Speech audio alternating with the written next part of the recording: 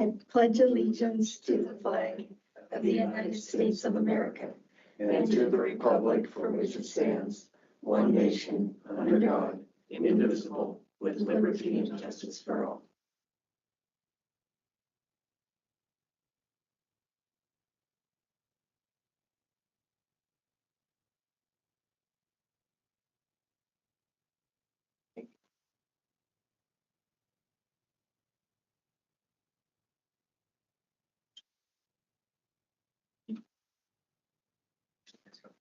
Oh, very straight. Yeah. Anyway, we do a roll call. At this point in time, when Commissioner Purdy is not here, She's in the building. away. Huh? She's in the building. She's in the building, okay. Okay. Commissioner Purdy is present, and Commissioner Reedy. I'm here. Commissioner Harbour, we believe is going to be at equalization or equalization. Commissioner Brooks. Here. Commissioner Willie. Here. And I am present. So Dr. Tribble is on the Yeah, here. right. So has everyone had a chance to look at the agenda, and if there's any changes that anyone want to make to the agenda, it cannot be an action item. Mr. Chairman, Commissioner Reedy, I believe, needs to leave a little bit early. So could we move the executive council update up to after the break? To make sure she has time to. Sure. People. Is that all right with the board? Yep. Okay. Is there any changes to the planning book except for that? So at that time, ask for approval of the agenda as amended. Will we approve the agenda as amended? Second. Move the second to approve the agenda as amended. Favor? Aye. Any opposed? Any carries? Any inputs in public comment? None. Okay, we'll move on. Any new employees? Okay. This time, we can go into executive session.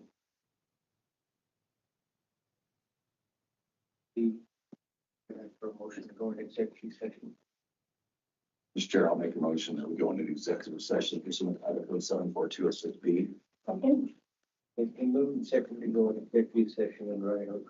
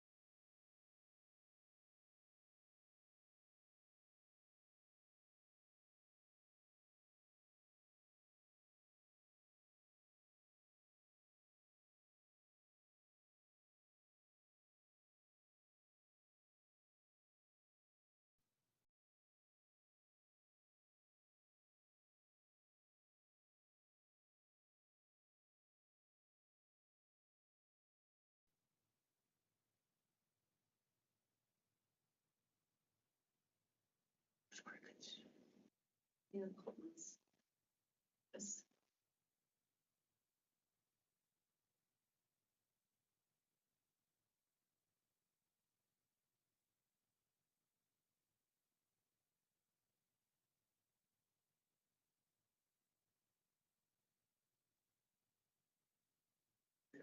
Rain, just that. Usually when we have.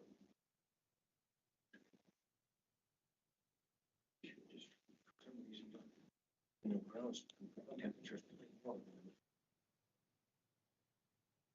Sounds like we're back in action. Well, we were out of executive session at 10:32, and no action was taken. So at this time, we will move on to fiscal year 2027 for budget workshop. And we'll go with vision presentations. These are verbal, so Beth, do you mind leading? Yeah, sure.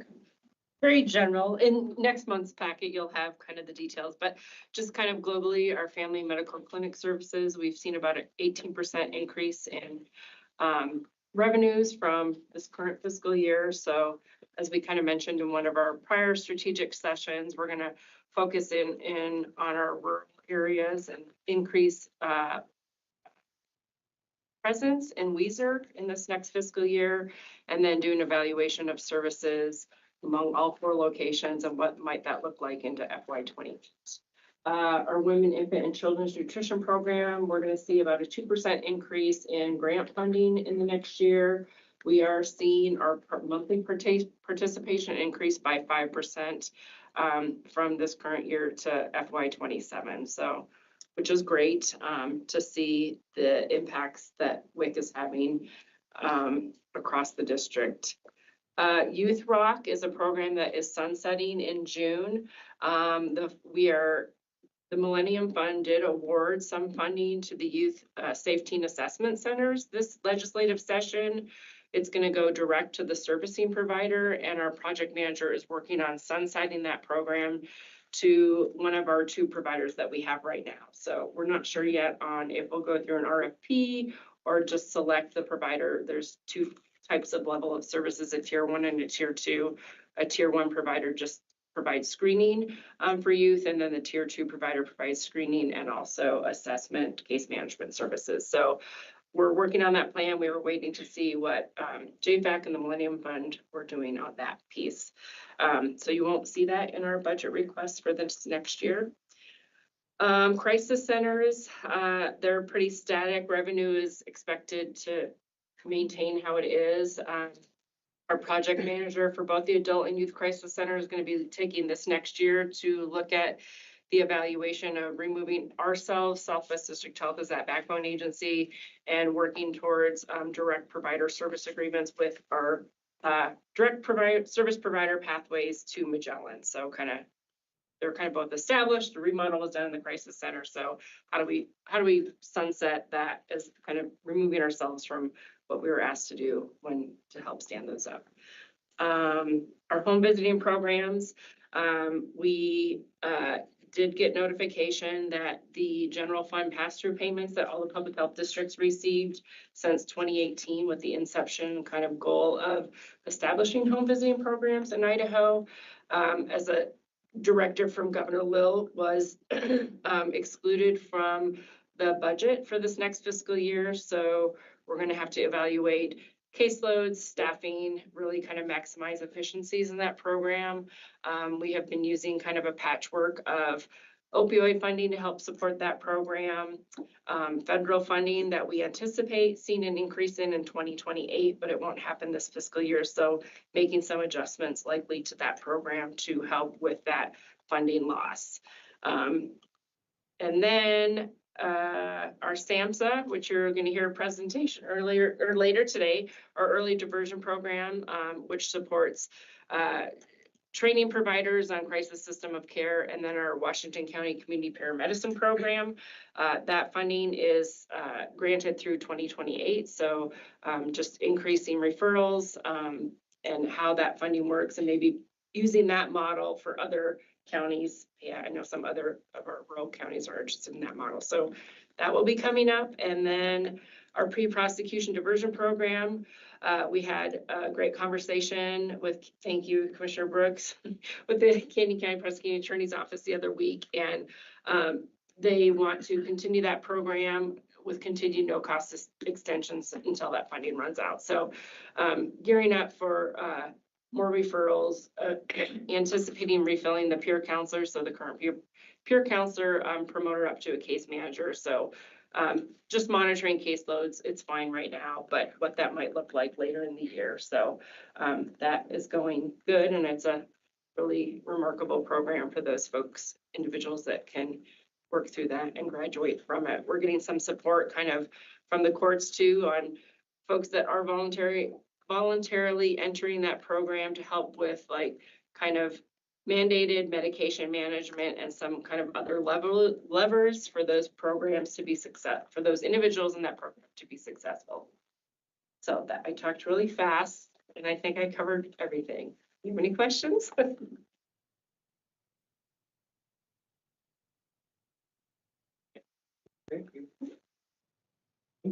Sure. So, we'll start with community health.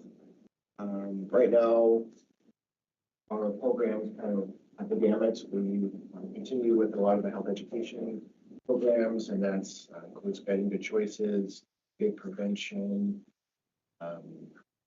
and drug and alcohol kind of use prevention, and really just kind of making better choices. We've been one of the school systems to do most of those trainings. There's a little bit of cancer prevention that we continue to do. We have a small training for that. It's mostly based around skin cancer prevention. A big part of what they're doing right now is a program that remains very robust in all the communities and well received. We did get a small grant from the Alzheimer's Association that covers this year 25,000, next year 25,000, and that also helps support because the align a lot in what they're doing as far as importance of movement and social interactions and things like that. So Alzheimer's Association was very happy to work with us on that. We did have some reduction in some funding, so our diabetes prevention funding is no longer. We've had some reductions in overdose prevention. And then, of course, there was reductions on the fit and fall proof side from the state level and the federal level. So there's that being said, that does put more funding constraints within the community health program. And so we'll continue to evaluate the best ways to handle that. On to our facilities program, so like food safety and childcare inspections. Childcare inspections continue to go well. There hasn't been too much change in that program right now. The food inspections program is likely to have some significant changes. We're still evaluating what that is based on the bill that was passed yesterday. So we're working with the state already to get all the parties involved and trying to see exactly what that means for cottage foods in particular. Regular food inspections and stuff like that won't be impacted. So, the large chains, McDonald's or the store or the building type facilities. So that will remain the same. In the last year, we did pick up swimming pool inspections for the city of Nampa, and I think that put us at 38 pools that we're doing throughout the city of Nampa, but we're not doing any other splash pads or pool inspections at this time. That's gone quite well with the city. We've done all our initial inspections, and except for two, I think, and one of them I think is going to get done, and I believe the other one, which is St. Luke's, is likely closing their pool anyways. So, and that's just a small therapy pool that they utilize. So that's all gone exceedingly well, and we'll continue. And our hope is to maybe reach out to any other municipalities or cities that are interested in putting that program back into place. We have the means to do that, and now kind of a framework, having worked with the city of Nampa already. So we should be able to do that. Last but not least, we continue a mentorship program with a couple of the other districts on FDA food standards. So it's kind of a higher level inspection program trying to basically have best case scenarios on how we're doing our inspection and food protection. And that mentorship has been ongoing and also going well. And our team, I think, really likes it, likes to do it. And I think the other districts have received a lot of information from it. As far as our environmental health and land teams, the subsurface sewage program continues to kind of go per usual. It stays fairly busy all the time. We've got a new inspector up and rolling now. His name is Tyler. He's going to be up in Adams in Washington County. And he's been already going up there now that he's off his paternity leave. And it's so far so good. So we're excited to have him on board. The subdivision program where get a little more on the land development side has been slowing over the last 4 to 5 years. We just kind of see a slow decrease in the amount of applications for that. The regional program manager feels like that's kind of a leading indicator sometimes to an economic slowdown. And so we're just kind of waiting to see how that plays out and if that continues to impact us. The additional workload from that inspector, he's just picked up extra work from some of the other inspectors. So he's stayed plenty busy, even though that we've seen a slight decrease in that. Then I think, as everyone knows, on the when it comes to solid waste, that got taken away from the districts and back to DEQ. We initially thought that they would likely ask us to take that back since we're already doing the inspections. So far, what we're being told by DEQ is no, we're not going to offer back to the districts. We're going to hire our own staff and proceed with inspections. So last I heard, they're looking to hire 1 supervisor and 2 inspectors to take care of the state of Idaho and solid waste inspections. So That what you guys wanted?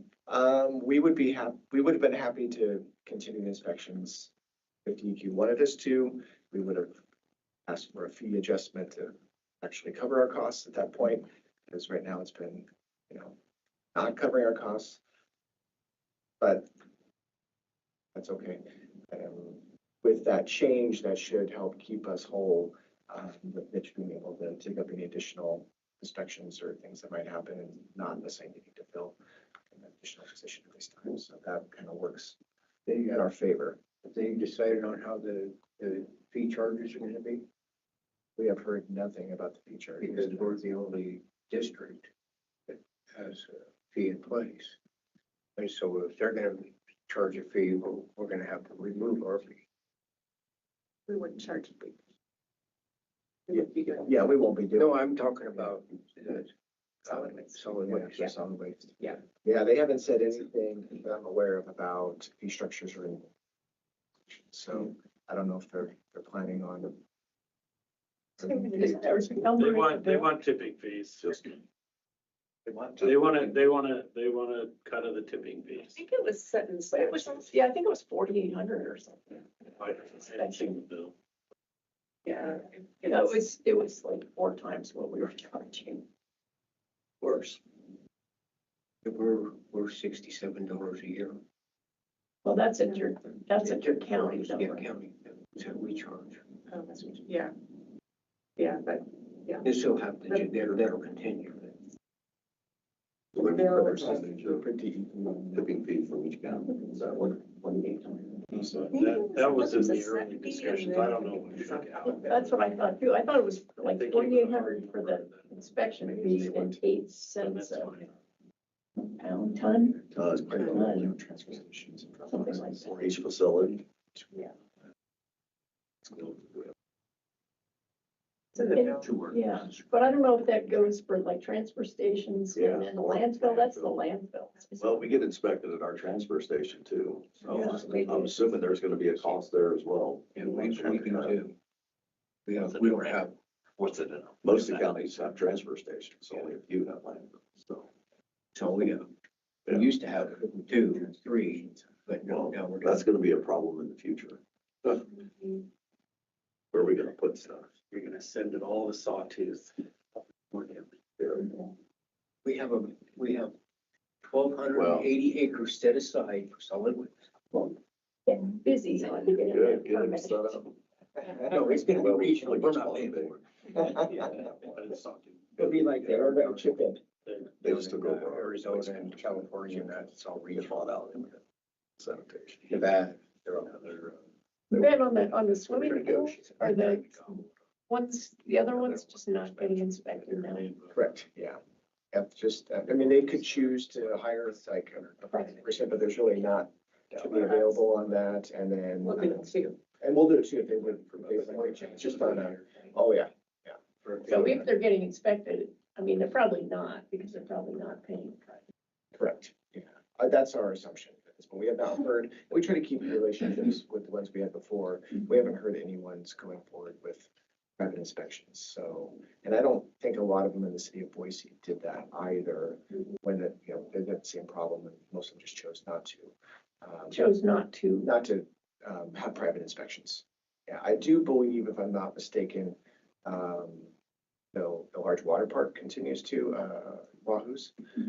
They did. But I think Central's inspected. But Central's inspecting all those, so it's not us. So it's just kind of. So Ben, cohort. the pool inspections, the splash pads, is that a fee for service? You guys just contract that? Yeah, they contracted with us to do Right. the inspections, and then we calculated out our cost, and so we're charging our cost. So it's net zero for us. I don't know what the city of Emmons doing, but I know we're also planning another splash pad out. So we would love to be able to talk to the city, and if they're, Oh, that's us. we have, a little bit of capacity to do that, and obviously the knowledge base to do that. Yeah, we just have, the city has one splash pad and we're looking at a park improvement. I think they're looking at a second one, so Okay. I'll pass it on to the mayor. I meet with him every week, so. Yeah, and being involved at the beginning is helpful because there's sometimes better ways to do it to keep the water clean than what sometimes happens. That's good to know. So if we get involved in the planning early, it'd save the I'll city. pass that on to our committee that's working on that. Good, thank you.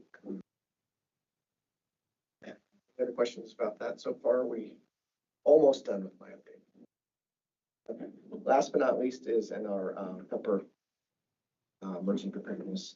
And so that continues to go well. We continue to report on all the different 76 reportable diseases. We've been able to, a forecasting model that's been very successful that we, our epidemiologist has helped with.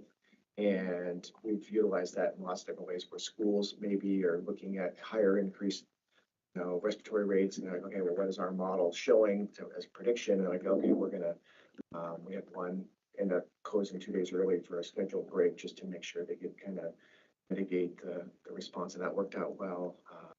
And now we have online like a mapping, almost looks like the DEQ's air quality map, and it's meant to kind of mimic that, so you can see what the infection rates are kind of county-wide.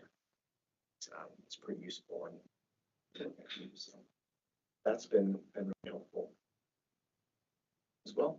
And I think that hit all of any questions about environmental?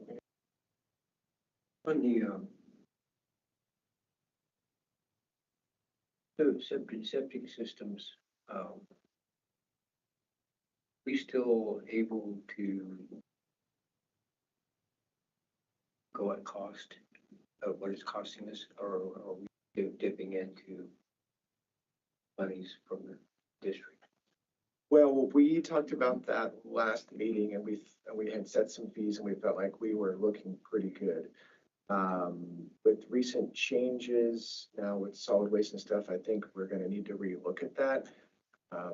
And so I think that was on our plan for next month, but yeah, I think we're gonna come back and suggest a slight increase in the septic fee schedule. It'll still keep us below Central District, which would be nice. We're trying to really manage the feed so we don't have a lot of illegal systems going in. I feel like there is a tipping point where people are might as well just risk it and ask for forgiveness if they get caught. We really would rather just have compliance. So yeah, I think I would anticipate coming back to you guys next month with a slight increase in septic application fee, probably around the $100 amount. That should then put us back in alignment with what we were projecting. You know what we're at right now. Our fee is at $950. So we're looking at $1050. Just want to relook at the calculations, make sure I haven't made any mistakes. Thank you. Cool. Thanks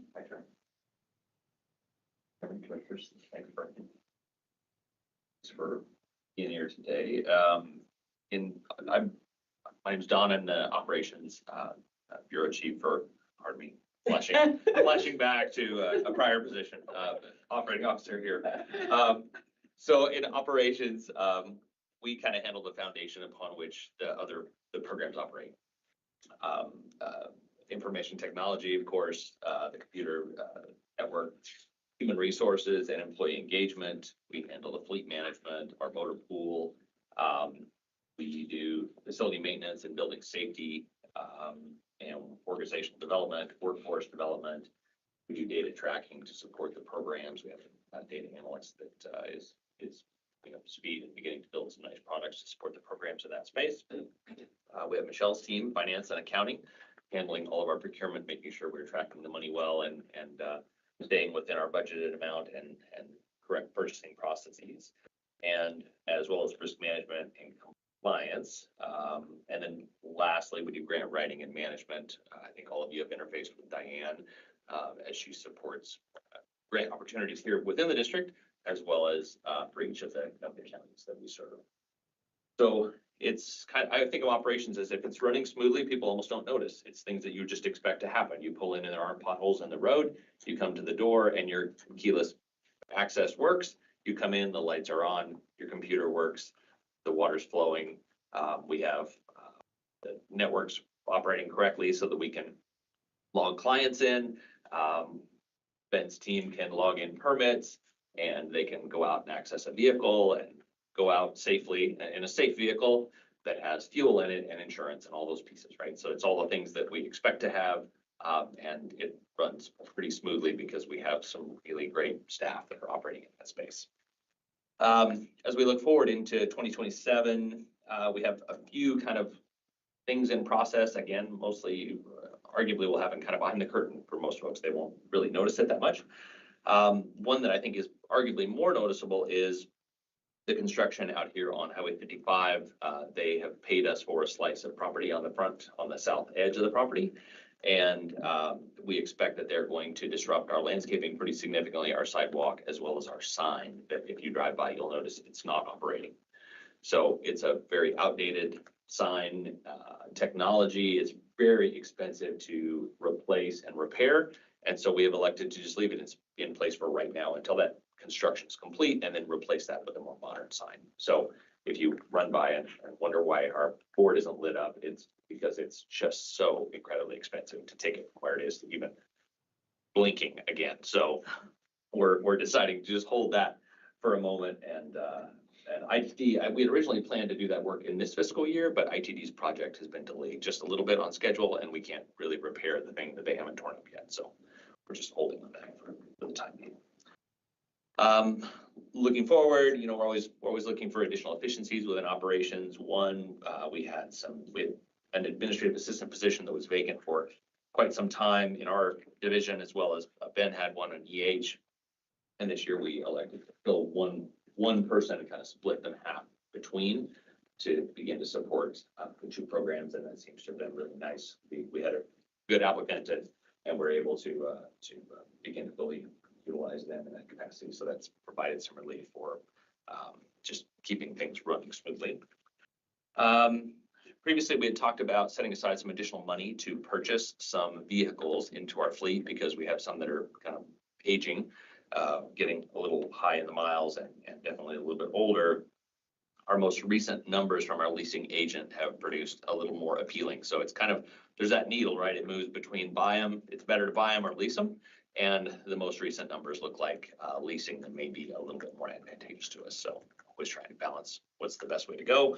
We may purchase one vehicle that is not used a lot, but the one that we use for that capacity, it's a van, it's a passenger van.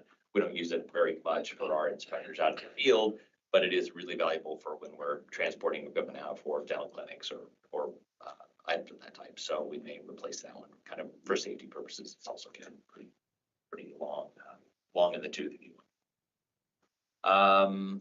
Let's see, we also have some IT parts that are a little bit behind the curtain, if you will. Components of wireless servers and those sort of things have a defined shelf life. And we had planned and have been planning, it's on our 5-year IT plan to replace some of those in this fiscal year. Some of those, again, seamless, but they'll need to be handled and worked in. One piece that we kind of an unplanned expense that we did have this last year is we were notified by the state that we needed to make some changes regarding a piece of software that we use predominantly for secure routing and signature of documents through Adobe Sign. We have heavily invested in that process and it works pretty smoothly. And we were told, hey, previously you were on the state network, now you're not, and so you can't continue to operate under our licensing agreement.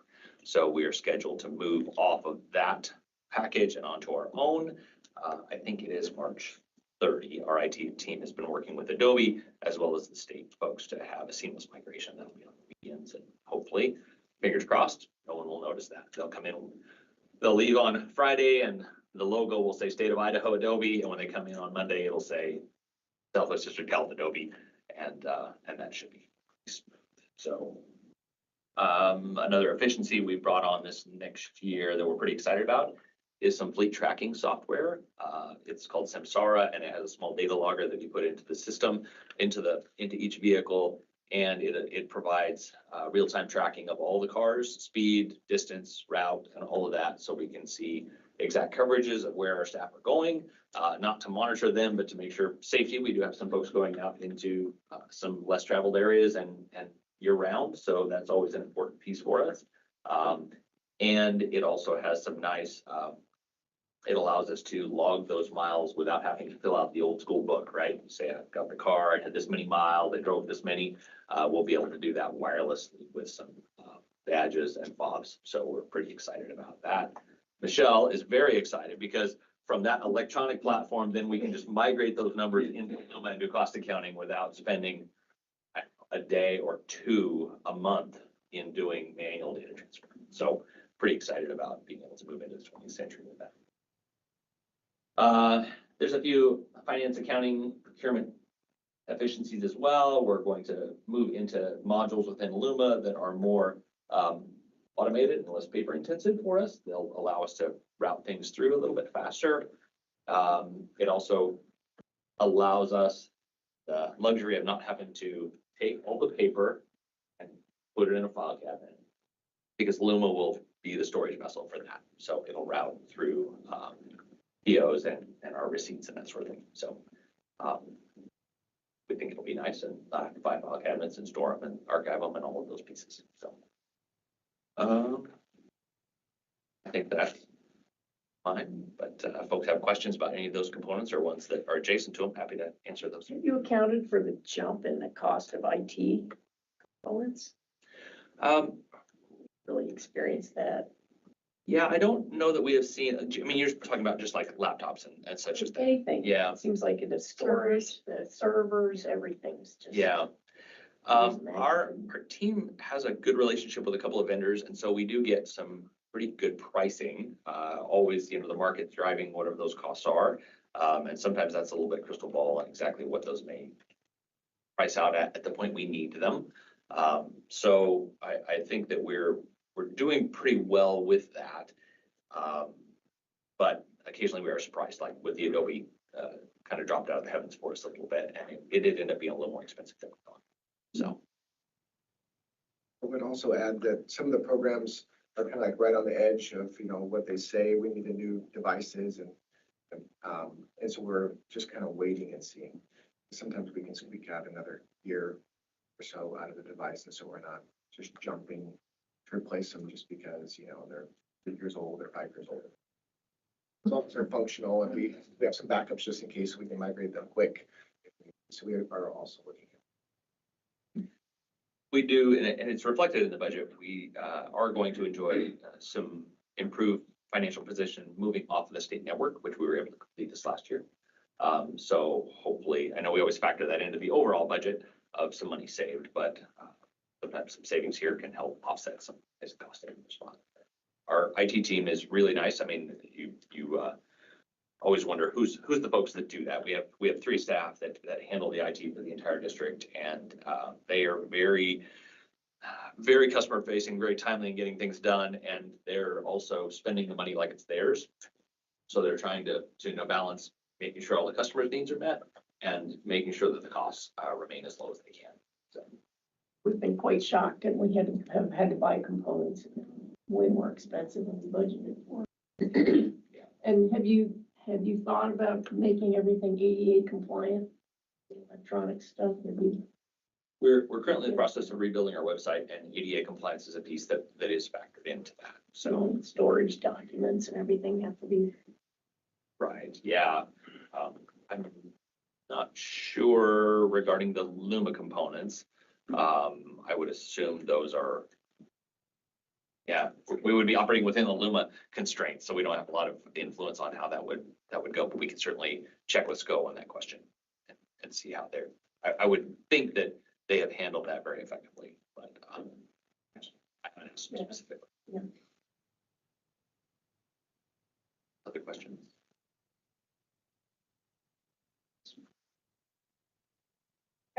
I'm gonna move us forward. The next topic in the budget workshop is subgrants and contracts, and there is a handout in your board binder. Grants and subgrants forecast on it. I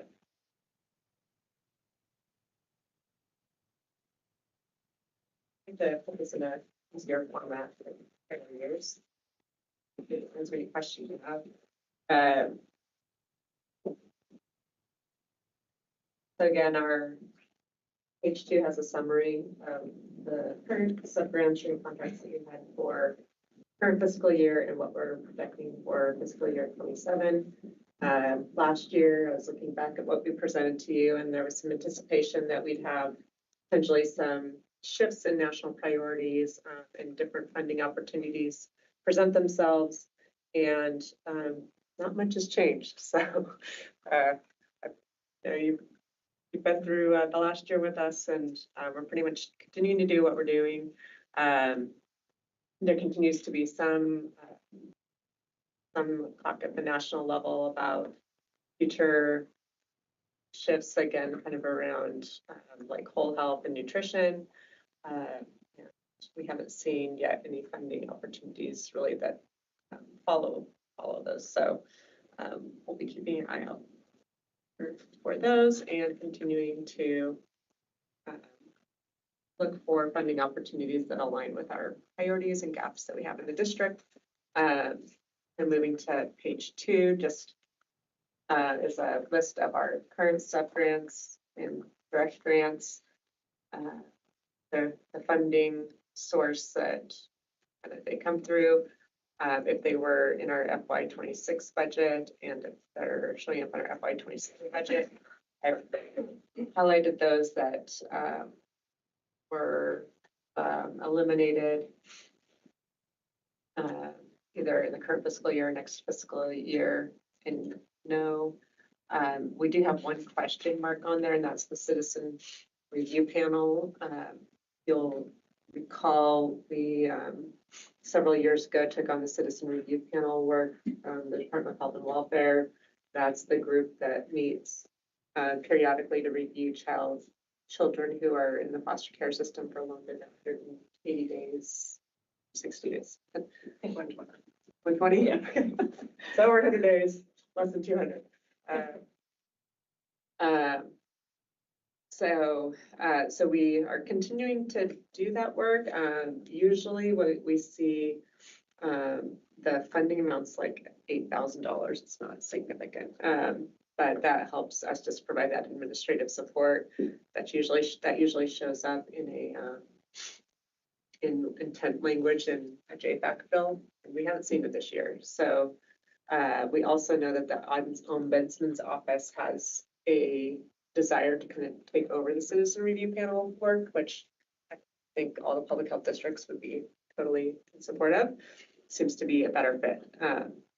But we had that conversation with them like at the very beginning of the legislative session, so we didn't really have the opportunity to get legislation drafted. So we will kind of see how to best to move forward. I was thinking we could maybe look at, our legal counsel thought it was okay in the AG's office with doing some kind of agreement back to the Ombudsman's office until we can have the statute changed.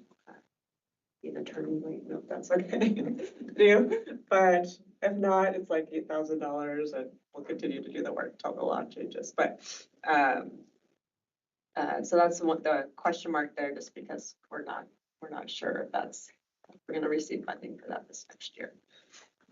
So that's kind of a very quick overview of our current CSEP grants. Any questions? I wasn't going to go through the whole list, but nothing's really changed there.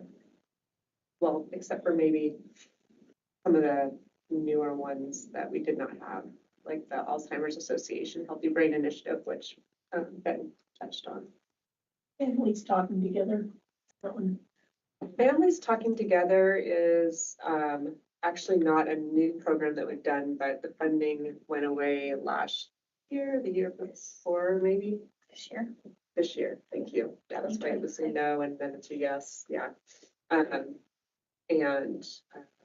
so the state was sub-awarding funding to us to offer that program that's designed to help strengthen families and help youth or parents talk to their teens. And that funding went away, and then now it's back, and the state's asking if there's any districts that were interested in restarting that, and our staff were interested.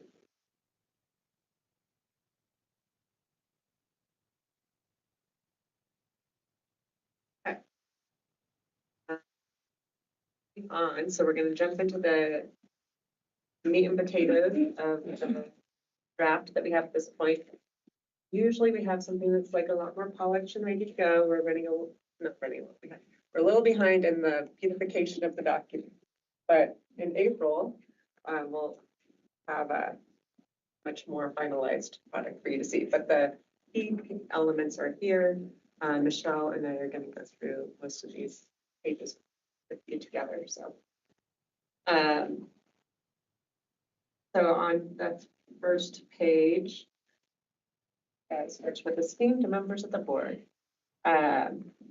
Just as an overview of our FY27 budget, some of the things that we wanted to call your attention to are one-time expenditures that we are budgeting for fiscal year 27. Some of these you've heard a little bit about from the division administrators. One is the landscape and signage repairs. We received funding from ITD for those. We're just holding it done with their changes so that we can move forward with those. Will that be sufficient funding that we got from them? We don't know yet because we haven't bid any work out yet, and we don't know what they're tearing out. So we'll try to. Our plan is to operate within the budget. So figure it out. We have fancy sign. You still need a problem. We do? No. Oh, no. Splash pad? Yes. That sounds good. I saw that last night on this discussion about having fountain out in front. It's like, no, we don't need a fountain. Waterfall, no? No, that's not in our plan. Okay. We do have an additional pay period this coming fiscal year that happens every 11 years.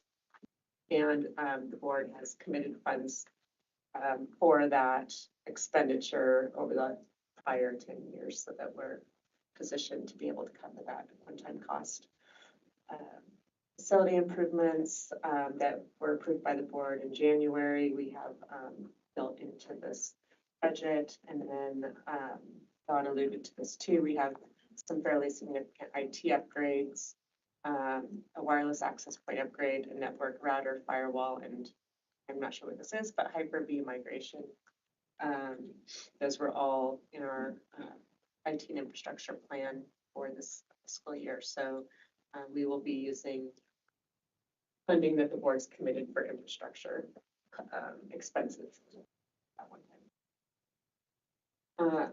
In addition, we have been told by Opposite Group Insurance that our employer share of employee health insurance costs will go up by $1,400 per employee to cover the annual healthcare coverage premiums for the next fiscal year. It costs more in the end.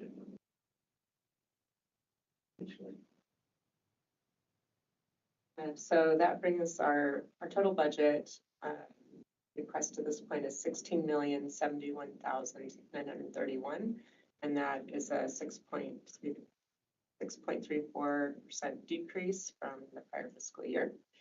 And those reductions are primarily attributed to positions that we had planned in our FY26 budget. A lot of that driven by some of the positions we had planned for pre-prosecution diversion that we not end up needing to fill or create, as well as some reductions that we've experienced in federal and state funding moving into the next fiscal year. So that's kind of an overview of the big changes. Just as a reminder, we work to align our strategic priorities with available and sustainable funding and ensure every position serves as an essential, clearly defined role in the district. We reevaluate staffing models as vacancies arise and funding streams change. And we strategically utilize county taxpayer funds to meet the public's needs that cannot be fully supported through other fees or revenue sources. On the next page, we have just a kind of a big view of our org chart that outlines from the board to frontline programs and services that we provide. Just informational. There aren't really any changes on here from last year, other than the programs that we no longer provide. And I think brain health is maybe the only new one that's there, which is that Alzheimer's grant that I mentioned. Yeah. Moving on to the next page, the title budget request summary. This is just a snapshot of our FTE changes over time. Two charts here. One that shows population change in our districts in the last 20-ish years, 20 years, and our FTE trends during that time. Some either unusual spikes that you'd see in FTE change, largely driven during the COVID time where we kind of shot up for a while and come down and are more stable. Unfortunately, we don't have FTE data prior to the start time here to give the longer history there. But on the bottom chart is our population, again, compared to our budget requests. And Michelle and I were talking today, I'm like, this is a weird spike on our budget, but it's because in the past we had not included the crisis center funding in our budget, overall budget. It was kind of broken out, and it's in there now. So that's why you see this like really big jump up there. But if you took out like $2.5–3 million, it would come 3.5. Yeah. 3.5, it would look very consistent with, what it is, or where it was last year. Extra money, so why is it in there? Well, it's still part of the budget. That's why it ended up in there. Makes sense. We can update it for next one. Right, this is a draft. The district's money is passing. The next page is just a summary of our FTE change that where we're adding, moving a 0.5 position to a full-time position, our communications specialist. The justification for that, as well as just some additional information, since we've talked to the board in the prior few months about adding a counselor and our decision to hold off on that at this point and reevaluate it mid-year. Also, we had planned on hiring an environmental health specialist, but due to some changes with the solid waste program and food safety program, we're going to hold off on that and reevaluate if that will be needed in FY28. And then I should have mentioned this when we were talking about grants. We have not applied for a rural health transformation grant. That opportunity actually hasn't presented itself yet, but we anticipate that it may. And we have some ideas about, particularly as it relates to helping address and kind of support EMS services, but lower acuity, non-emergency demands that kind of pull on them. We have been doing some work in that space, as you know, and I've had quite a few different meetings, and later in this meeting today, you'll hear some of the work that we're doing in Washington as well. So conversation, and we'll keep you updated if it does present itself and why. So I'm gonna turn it over to Michelle to help guide the next part of the conversation. Mr. Chairman, Commissioners, the page I'm going to start with has a blue box at the top, Southwest District Health FY 2027 budget. This is a summary level of our revenue and expenditures for the district, and it's showing kind of a trend of just over the last 3 years. The FY 2026 budget column is the original budget that you all approved at the beginning of last year. And as you know, you approved a revised budget back in January. That was much less than this number because there were so many changes that had occurred since we had submitted the original budget. So some of those changes, the fee revenue looks to be quite different between the original 26 and our 27 budget, but the revised budget for 2026 was 2 million, I believe, 2.1 million. So it's closer to what our request is for next year. Same with the federal grants. The revised budget there was 4.2 million. So it's in line with what's being requested for 2027.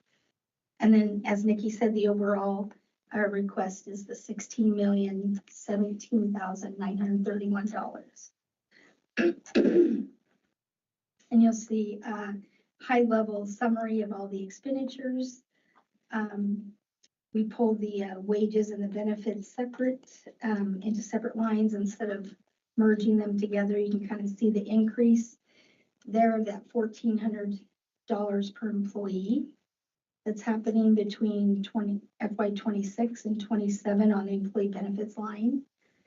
The operating expenditures for 2026 revised was more there. Hold on a second. 6.1 million. So it is, get my sheet back again here. So the 5.7 is less than what our current year expenditure are there in operating. And then down at the bottom, I have a couple little asterisks there.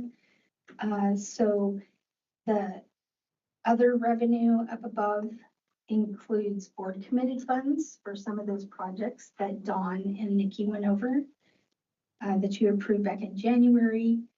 And pre-prosecution diversion, that we're continuing into next year. And there is that crisis center funds, the 2 asterisks. Mr. Chairman, is the almost 3.6 million for the crisis center showing up there in the state grants line. Is there any questions on that page? I'll move on to the next page. Kind of gives you a visual of what all those numbers are together in a pie chart. Splitting up the funding sources and the expenditures. Kind of easier to look at this way.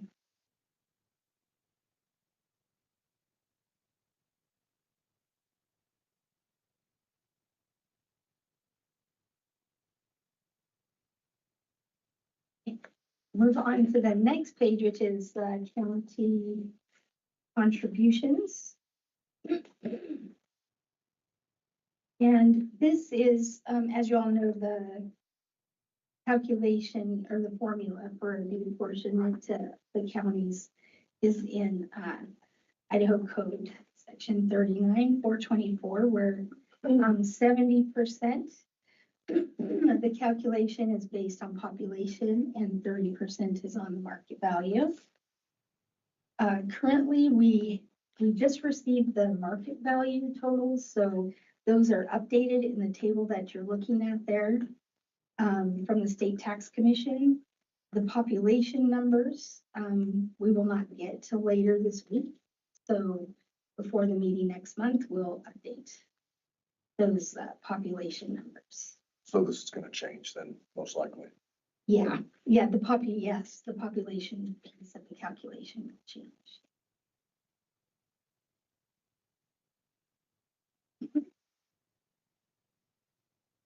And it might not vary a lot from last year based on how much your population.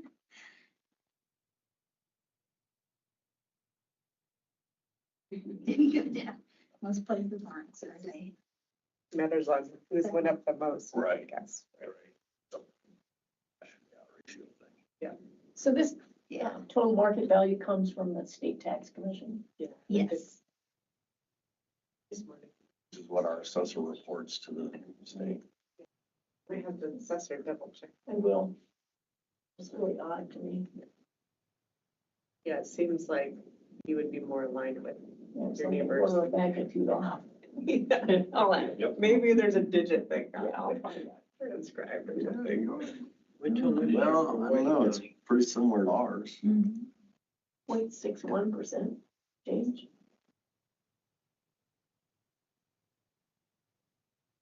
Six Last point column. one, 0.61. from last year. Well, it really depends on, it might have been your assessor did some really good work last year and updated everything, so it didn't change that much this year. I know ours has been working really hard on catching up on things that hadn't been assessed in a long time, which is probably why we had such a big increase. Maybe.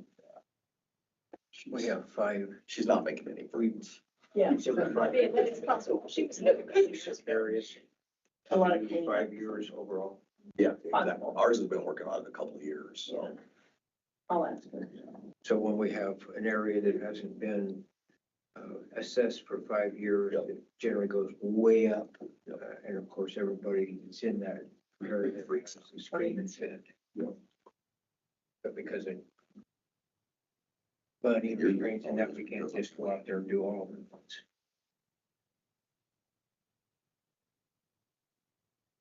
Right, so going on to the next page is the actual calculation, putting those numbers into a table. And we've got, again, the population numbers in the first column are in red because they will be updated before the meeting next month. And which shows the 2026 county contribution.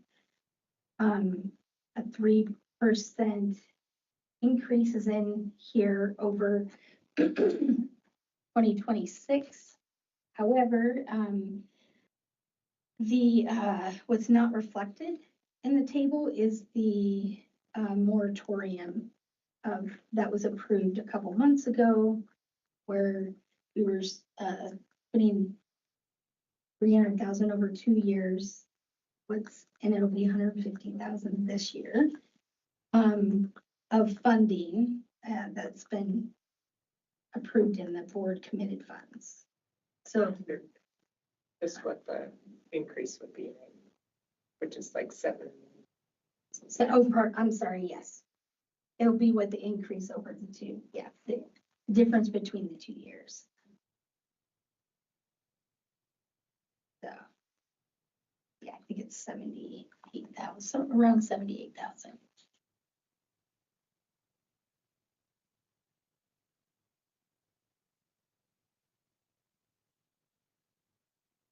So there's 2 tables there. The top one calculates your county fiscal year, and then the bottom table is the district fiscal year.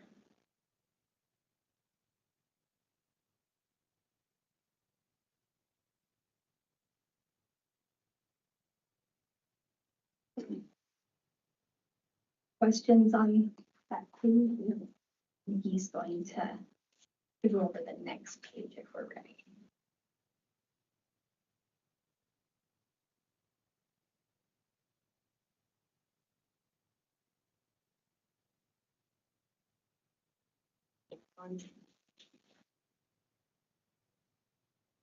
Commissioner Brooks and Commissioner Reeve studying the tables. So, Okay.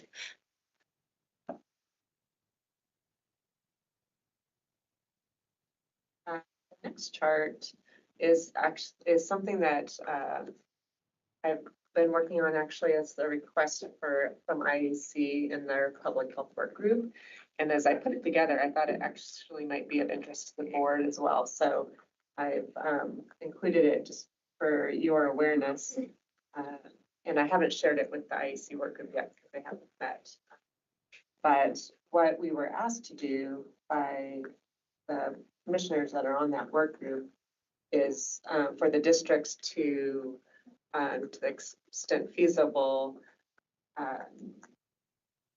capture the amount of funding going into like each county in their health district, and kind of relevant to their county contributions. So that's what this chart kind of represents. And there's a lot of numbers, especially for the smaller counties, they're kind of scrunched together. But I'll just start with like Washington County because it's at the top. So that darker blue is the $317,150 that represents services that are put into the county. The 64,507 is other funding sources. I wanted to kind of show separately, like crisis centers, pre-prosecution diversion, and community paramedic, because those are very specific programs that are, like crisis centers, for example, were a pass-through for, and then like pre-prosecution diversion and community paramedicine are very specific to 2 different counties. So that's kind of investments that are back into each county, and then the orange represents the county contribution to the district. So, and I guess the other additional information I would just add is that this doesn't include all services that we provide. These are just ones that we could easily, quantify, because we wanted to be able to reproduce it if someone has to do it next year, and not kind of guess, well, did we count that training, or things that are maybe just a little bit harder to capture. So just wanted to share that. That's interesting piece of data. We have data that at this chart too, but it's a lot. More than what I really wanted to share in this packet, but if you're interested in seeing it, I can share it. Right.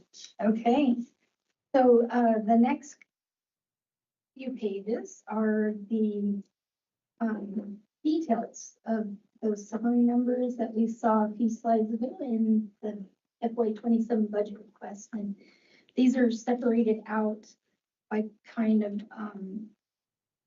liked programs or divisions. So the first one's administration there, $4.2 million budget. Excuse me, district operations, 441,000. I'm sorry, I should go back to administration. The reason that's so high is because of the county contributions are put in one project code there rather than spread out into various programs for this particular spreadsheet. It's showing where the revenue is coded, I guess. That's the way to describe that. Is really the budget is for administration is the personnel of 800,000, operating 264,000, and then the capital for the IT, or I'm sorry, the board committed funds for the sign, IT projects, that sort of.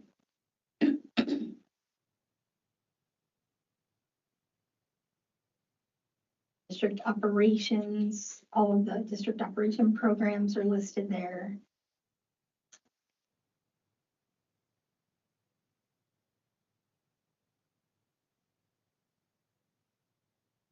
Environmental health programs in the community. In each section, there are several different sections of environmental health. So the community health specific programs there are listed there first. Our EPI response programs are at the bottom there.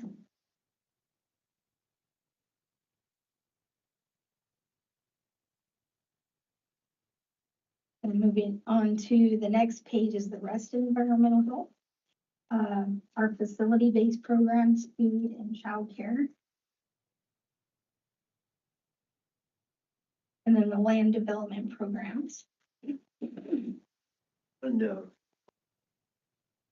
child care, did they change that out on children?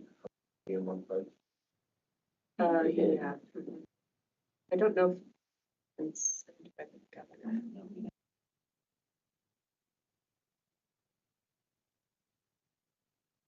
And then the last program listed there is our public health preparedness program.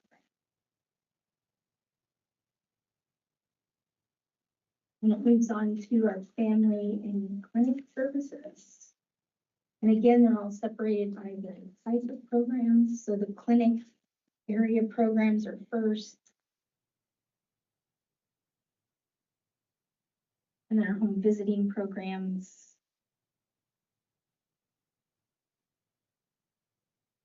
Community behavioral health.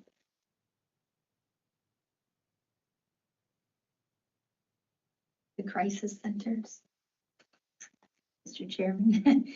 No, it's okay. I just wanted you to see that they're part of that 16 million. So we can split them out and put them down below if you'd like us to. Pass $2 like being in the overall. These are just passed through. I mean, I know that they need to be in there, but they're past $2. Gotcha. Yeah, we can identify them as that. Because that's not coming from the other entity. We're not having to produce any of that money. We're not having to go out for any of that money. That money has already been allocated and we're just passing it through. Right. Hopefully, eventually they will take it. Good. And then our WIC program is their last one there at the bottom. For our total of $16,017,931.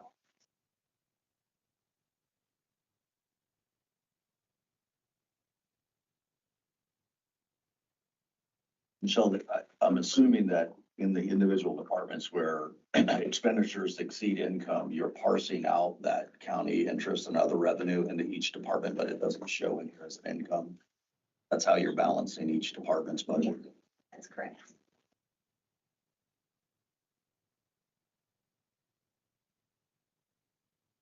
Some cases it's the other way.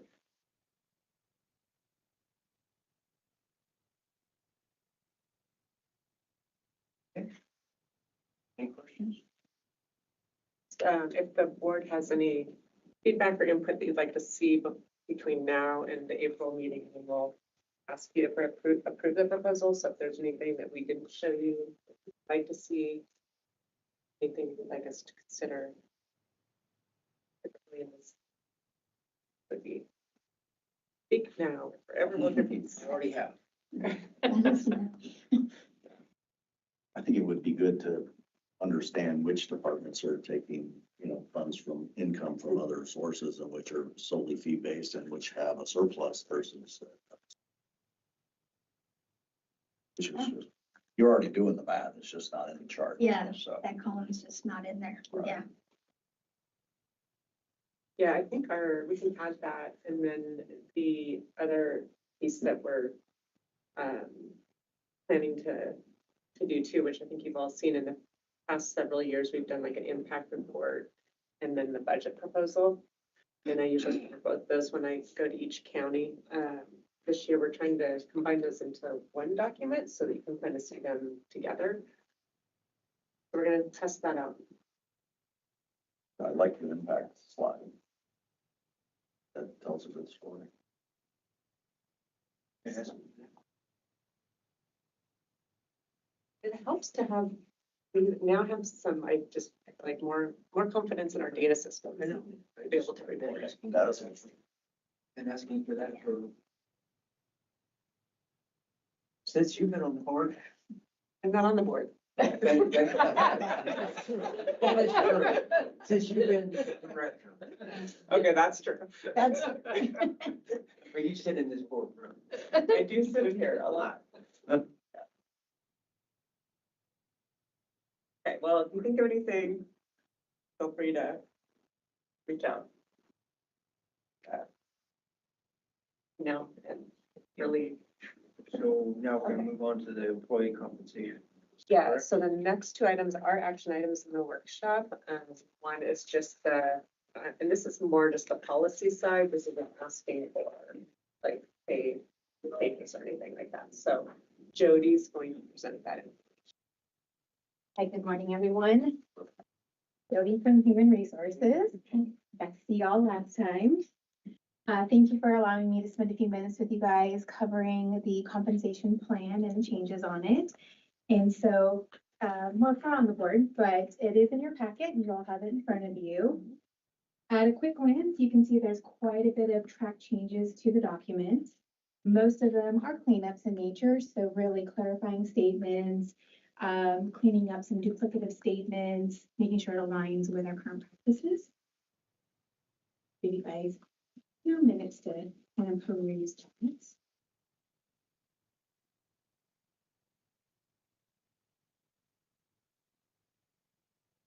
Most of the track changes don't impact our philosophy of our compensation plan. It's just like cleanup in nature.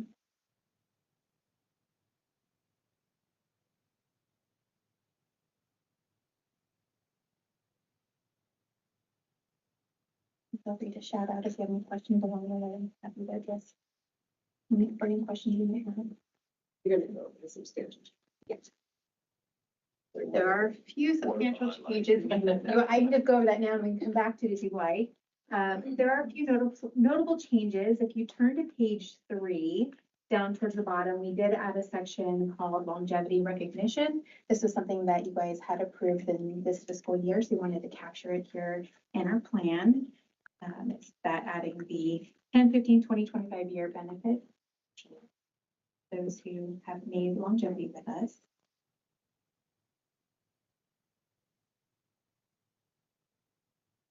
And if you flip over to page 5, there's 2 more substantial changes on that page. I'm going to start off under salary compensation and employee concerns. We eliminated that second paragraph. We found it to be duplicative in the sense that it's also in our executive policy number 2 compensation. So it's more policy driven. Let's pull it out of here. And the other one just above it under holiday pay, we added a paragraph. This is a request that we'd like to make to change our holiday structure, essentially taking 2 of the federal holidays that we offer now and have employees work those 2 days and in exchange take off some flex holidays, specifically the day after Thanksgiving and Christmas Eve, to allow these floating holidays to support rest and connection during the holiday season and remain open and able to serve our communities earlier in the year. We noted in, go ahead. Are you normally open those days now? We are not. President's Day? No. Columbus Day? We're currently closed for all the federal holidays. We did some research into federal holidays that might be ones that are universally recognized as okay to be open on, and we found that President's Day and Columbus Days in the private sector are more likely to be open and serving communities, whereas day after Thanksgiving, Christmas Eve would be most likely to be closed. So we're proposing President's Day and Columbus Day as the two holidays for our employees. Employees currently work the day after Thanksgiving. They do. Or take a much better arrangement to me.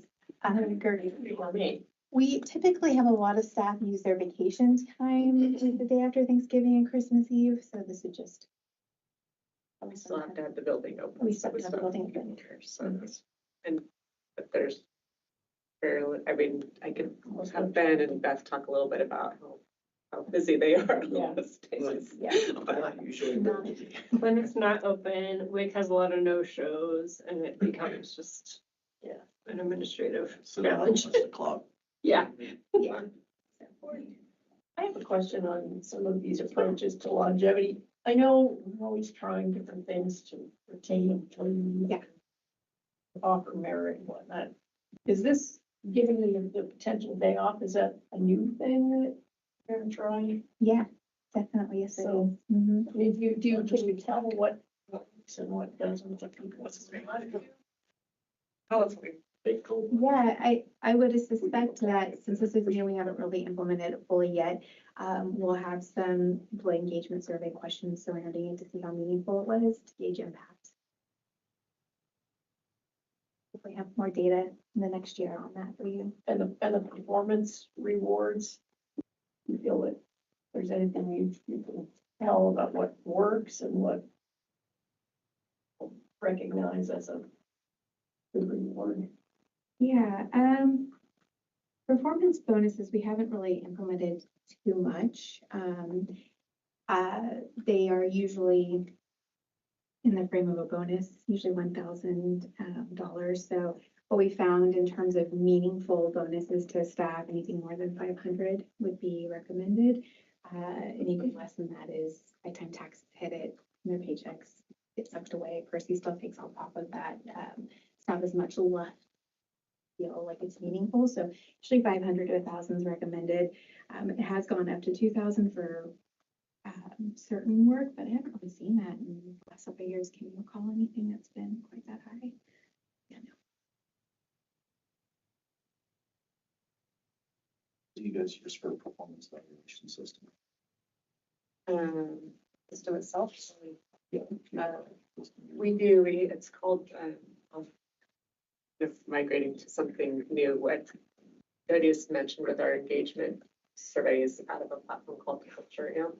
And we've been using it like 3 years now, and we found that to be really good on measuring Culture Amp, and they just fairly recently expanded their kind of services to include performance evaluations and like one-on-one, document like one-on-one meetings last year. Yeah. All of that in one place. So we just this year did kind of a hybrid partial because some staff were already finishing their performance evaluations when we started to migrate that. So we have some staff that did the whole Culture and. Amp. yeah. Thanks. Very, very important. Looking at one. PG, I think. Right now, because we didn't have one. We had no performance Yeah. evaluation, so we're trying to implement one. In the next school. I like that Culture Amp has, it's got science behind it. It Yeah, has I mentioned that to our questions. HR. Yeah. Very responsive, super easy to navigate, great support systems. So far, so good. I'm really enjoying it. And then the nice thing about it is when you are in the one-on-ones, it tracks that information into your performance summary. So when you, the manager, go to write your performance eval, it's not already there, but at least it's right there in your eye. And so you can quickly get refreshed on the data that you want to capture in the performance summary instead of having to like thumb through your notes or pull up other data sources. So, Also has an AI tool, since we were talking about AI. They pull in the information from the one-on-ones, their self-evaluations, and then other information that you get put in there. Like And I- Copilot. Yeah, I don't know if it uses Copilot. It's within the system itself, so it's Yeah. contained, so we'll leave that system. But I found it quite useful with writing the performance eval because it would already have their own performance evaluation, self-evaluation Right. and one-on-one data that it That's good. pulls Ah. in the system. So We'll look at it. and the AI doesn't write it for you. Right, I It know. suggestions. Right. just so correct. We have a company called UKG is actually setting up a number of HR systems for us right now. They worked with some other counties. We're doing several different areas, but performance evaluation is one of them. Trying to figure out how do we retain some of the capability in computer arts, but yet get into the new age where we have performance evaluation, which they don't offer, and some other areas of HR management like recruiting. And so UKG is helping us with the areas that the clerk doesn't want to move away from computer arts because of the way it's set up in finances. It works very well. So we're trying to figure out how we integrate the two, but there's some HR tools that we haven't had in the past. So it's a challenge. Change is hard. Yeah, we did, we're in the middle of doing basically the same thing. And the reason is computer arts is, they're not staying up. Right. They're not. Well, they don't offer these other areas, but yet the clerk is very enamored with the way, because it aligns the way their financial system aligns with our system. They don't want to change that portion, so we're trying to develop a workaround to incorporate the two. I used to work for computer arts, but.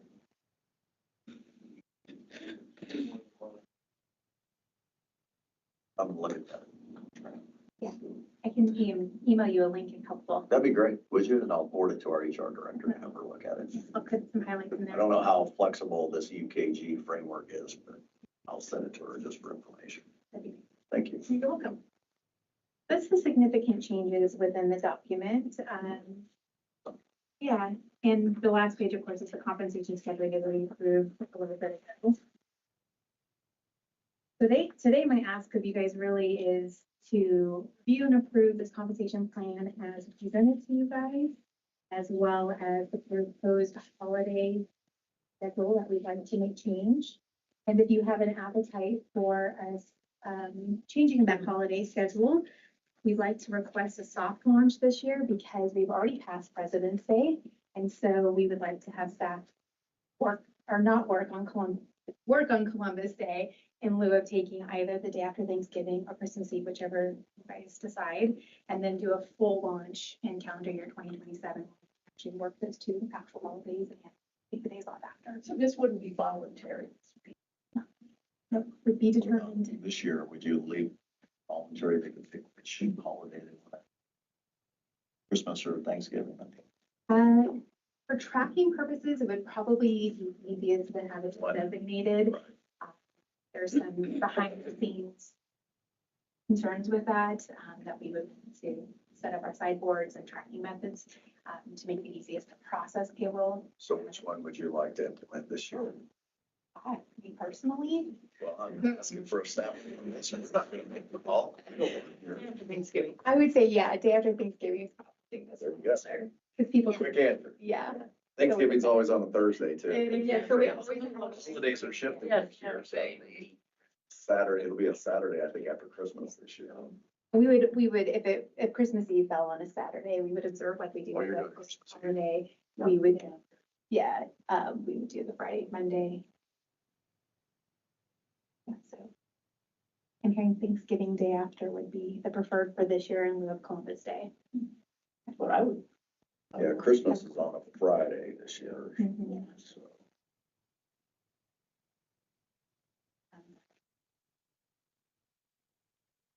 So we take Monday off too then, is that 4-day or just 3-day? It would be, if we were to, for this year, if we were to implement the Christmas Eve, they would have the Thursday, Friday off there. But we go with just the day after Thanksgiving, they have Thanksgiving Day and Friday off after. Need a motion. Is that the ask? I think so, yes. Yes, it's The day That after was my Thanksgiving? ask, the Okay. day after Thanksgiving, yes. So I would move that we approve the employee compensation plan with the shift to the day after Thanksgiving in lieu of.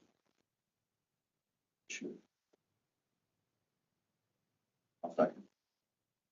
Okay, it's been moved and seconded that the compensation schedule have, with the moving of one of the federal holidays to be the day after Thanksgiving. There any further discussion? Hearing none, all those in favor? Aye. Any opposed? Sure. You got that? Thank you. Thank you. Okay. You will settlement on spending. That's mine. Oh. I'm done. I'm not a bureaucrat anymore, so I'll get my mind in my job here, right? So this is very similar work to what we have presented previously. It's a little less detailed, right? But we value this money and are putting it that's the highest purpose. So, and there's a report here, 2 pages. What's not included here, maybe a little more background. The original opioid settlement amount was 120 million to Idaho. 20% of that came to the health districts, and from that 20%, Southwest District Health was allocated 13.38 or 13 point something 8. I can't remember the exact. I think it's 13.38% of that. So that rolls up to, over the full term of the payouts, which is defined in the settlement agreement, Idaho is set to receive $3.1 million. And that'll happen through fiscal year 2039. We currently have a balance accrued because there were some lump sum payments made on the front end of that schedule. We currently have a balance sitting at 1.4 million. And like I mentioned previously, the sustainable funding spend on that over the full term would be around $260,000. If you were interested in seeing more details of it, there's quite a bit of information contained there in that link. I guess a hyperlink doesn't work very well on clicking on the paper, but it on screen, if you're to type that into your browser, that will take you to quite a bit of information regarding who's paying what and all of those components. So we look at a little bit of the spending history there. In 23, we were beginning to kind of get that project off the ground, so that spending was pretty low. 24, a little bit more. 25, we ramped up a little bit more to try and deliver some services out there. In 26, we're currently in 26, and so our year-to-date spend is at that 203,000. If we extrapolate that spend rate out for the full year, that'll put us on track to spend about 305,000 within this fiscal year. And then targeting 320,000 for next year. There at the bottom of page 1, these are the activities that we are planned to target our work towards in the coming year. These are the same activities that the board reviewed and approved last year. So no. The rock is going away though. Oh, sorry. Sunday. Yep. And then the other question is this money that was on the opioid settlement and the amount that was giving over the period of time to district health, where is that money being, and is it that money collecting interest for the district, or is it collecting interest for the state? I believe it's collecting interest for us. Yeah. It's sitting in a dedicated fund, and it's invested in the LGIP investment pool at the state. Just wanted to know. Yep. I was thinking the same thing, so what, are we getting that? Are we getting that? Because at least the interest would be. Right. Easy Yeah, it's a little bit, to use right. that, yeah. Yeah, and we had actually investigated maybe pulling all that money down, but and investing it, but because the money's not all there quite yet, it's not been paid out by the companies, then it's not necessarily there for us to pull and because we had kind of tentatively discussed setting up an endowment, right? Trying to invest that fund, but it really wasn't, the juice wasn't really worth the squeeze because the money's not all there in advance. Making sure that it wasn't going to the state of Idaho. Yeah, we're trying to keep it all here and maximize the value for the county. So, continuing along with the same, list from page one, those continued efforts, I mean, it's kind of a recap of information we discussed a little bit earlier, focusing, to support behavioral health work, work with the EMS folks, some of our, behavioral health counseling, and then some school-based programs. So if we look into next year, our community health group that sits over in Ben's side of the shop, looking to spend about 78,000 in some sub-grants to community partners to support work at the local level. And then in Beth's shop over at the Family Clinic Services to spend the remaining balance that we're targeting 242,000 into the Nurse Family Partnership, Parents as Teachers. That's for this fiscal year. Oh, I'm sorry. Yeah, sorry. I'm We're sorry. reducing it. Yep. So we're making some minor adjustments to that, but still focusing into predominantly the same service array. And then down at the bottom, totaling all the work up to 320,000 targeted for this year, which is a little bit less than what we had targeted last year, but also pretty close to what we're on pace to spend for this year. So we're trying to make sure we maintain a fairly uniform service array year to year so that we can, so the communities can rely upon receiving those supports and not, surging in one year and then a dearth the next year. So And when does what year is this all end? 2039 is when it will sunset. Like if we have not expended all the funds by that time, I believe we can probably expend them out beyond that. I don't know that we're limited by having to have it all spent by the end of 2039. But there will be under the current settlement, there's no additional funding coming in beyond that. I won't. Okay. Yeah. And is it gonna trickle off towards the end, or is it just gonna? On that link, there's a payment schedule by which District Health is targeted to receive, it's down to the dollar, right? You'll receive 280,000 this year and 85,000 the next. I mean, it's kind of just, but over the whole, it rolls up to that 3.1 million. We just got another one. Still coming in. Yeah, definitely a need out there. And Some of the pharmaceuticals just said not too long ago, so, but they were scrambling for funds, I think. Some were broke.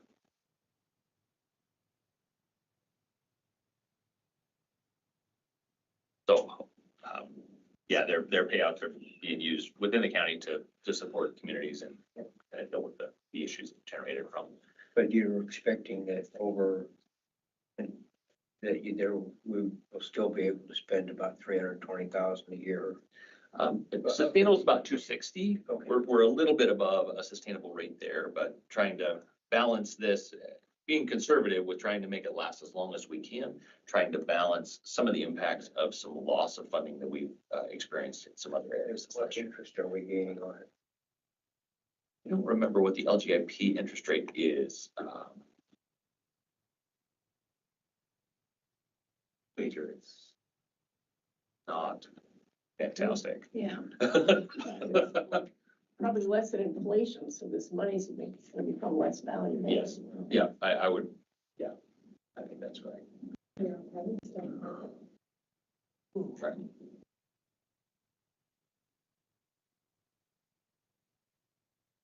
Is there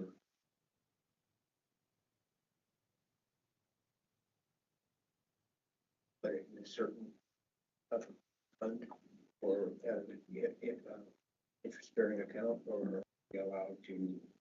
I think that's an item that we would need to explore a little bit more. I think that we do have some flexibility to pull it out of the LGIP and invest it into something else. I would seriously look at, because you're losing money on it. I mean, Oh, yeah. You're not, the whole idea behind having an interest account is to make money, not lose money. And we're sitting here losing money. It don't make sense to me. Especially if it's like 3 to 5%, which is probably what it is. I would, if we're able to go somewhere else. 2% probably. That Yeah, would you be can- terrible if it was You below can get that. 3 to 5 just in a long-term savings, high yield savings. Maybe recommend that we move or look what is, where we can move it. Yeah, we could definitely explore that. And then just let the board know and then we can vote on doing it.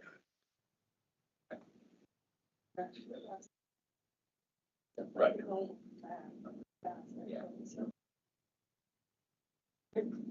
We can move on. Yeah, probably see, because Yeah, get back to you. the files Yeah, got moved. Yeah. from where I- that'll be interesting to explore, right, to see where we can maybe move, some money out. I know there are some other instruments out there, we just not have invested the time in exploring. So, This is actually. Yeah, approve this for our budget. budget, So, yes. And it's for the 325, is that correct? That's for motion. So I would move that we approve that 320,000 budgeted for proposed opioid settlement activities, fiscal year 27. second, It's been moved and seconded that we approve the 320,000 opioid funds fiscal year 2027 planned expenditures. Is there any further discussion? Hearing none, all those in favor? Aye. Aye. Motion carries. Thank you. It is break time. I found, the chairman found the percentages, 3.796. 3.796. That's not bad. Yeah, not bad. That's like high yield savings. Yeah. Well, it's 3.5. Yes.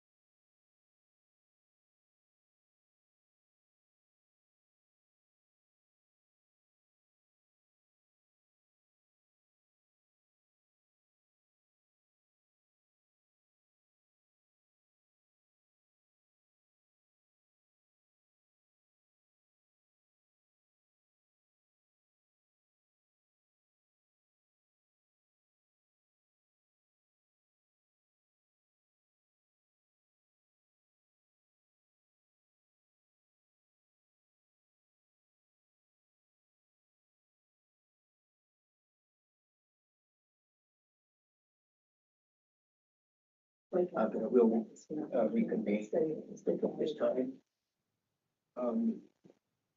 This time we're going to do the rules of February 24th. We're going to have Commissioner. Oh, I'm sorry, I forgot. I apologize. I extremely apologize. At this time, we're going to have the executive council update. Commissioner Levy and This is going to be towards the back here. Okay. Probably the last. Oh, almost. Second.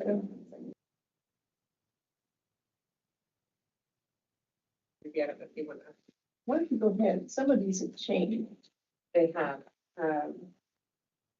So, in the interest of time, I'm going to move fast, but feel free to interrupt if you have questions. Direct to consumer foods is a piece of legislation that impacts our food safety program. It loosens requirements around cottage food, inspections, and really goes quite broadly. Maybe we'll have a update to the board on that implementation of that law. That was signed by the governor on Friday. And the next one regarding state law compliance.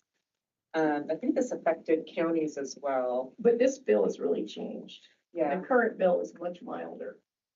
yes. Yeah, I think the other one was called state law enforcement, and then the new one is this House Bill 896. And our attorney has reviewed it and had met with the bill sponsors and had it much better. It no longer has that big.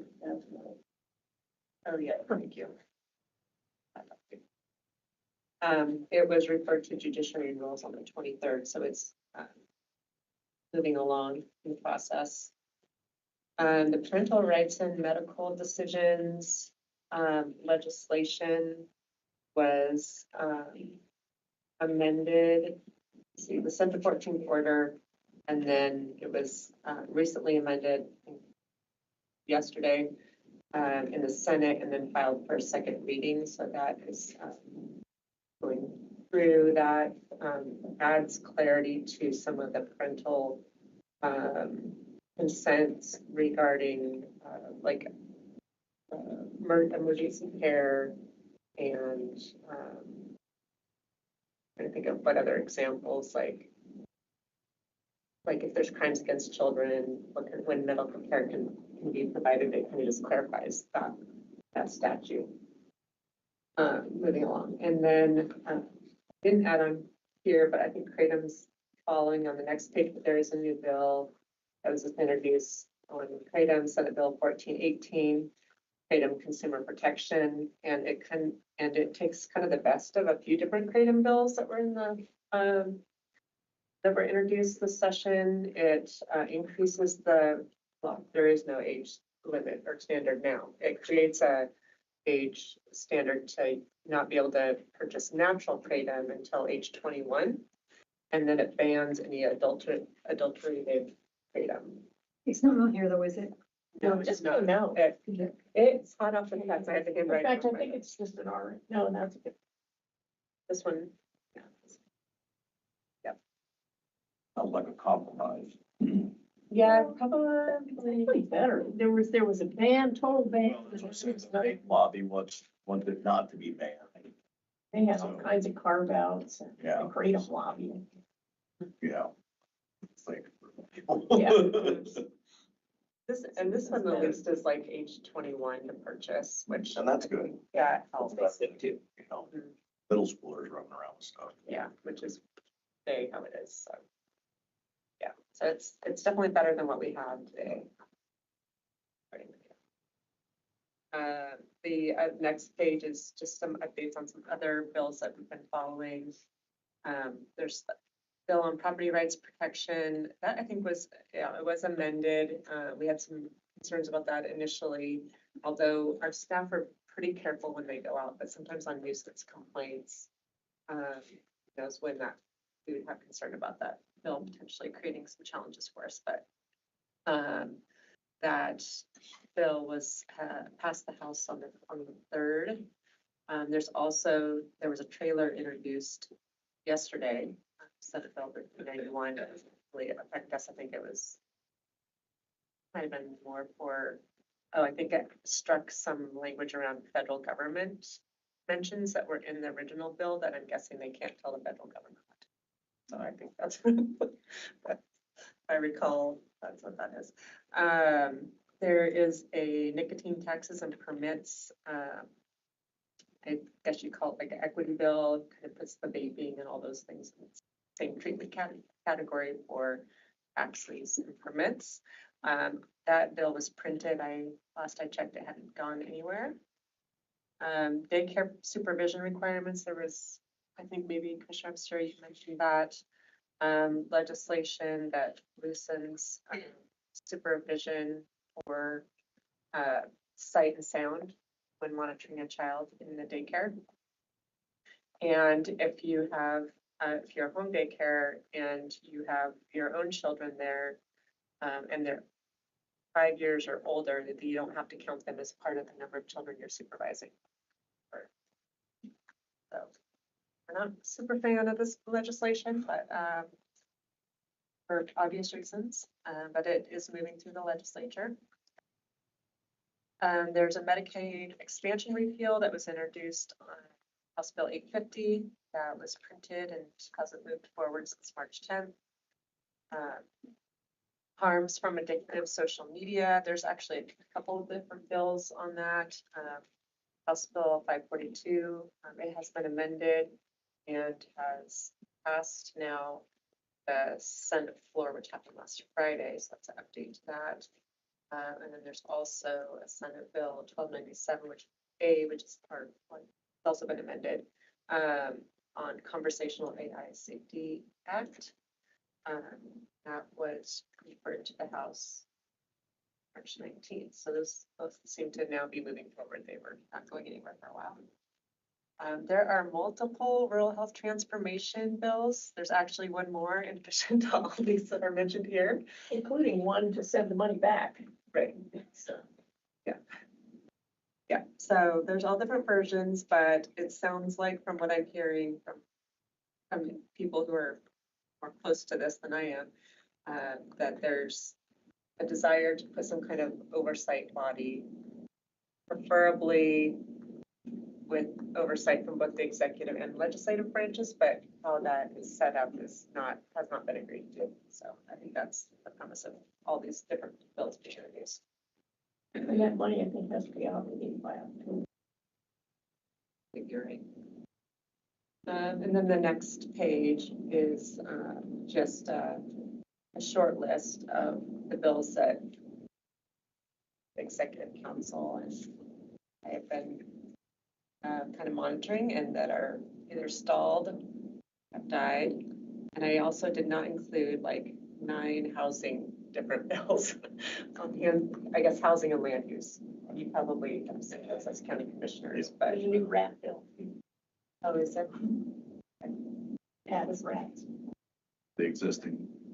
Yeah. I just want to know who brought the rats to Eagle. Right? They came from Norway. Yeah. Some Norwegian brought them. Via California, yeah. The truck from California, from the port somewhere. Probably. I don't know, we have where I live, pack rats, you know. We just have mice. I don't think I've even ever seen a rat up there, but. And then the bills that have been signed, the only one that I'd add to that list is the direct consumer bill that I signed last Friday. Didn't get into this update. Sure, we don't know if you have anything. I can skip through.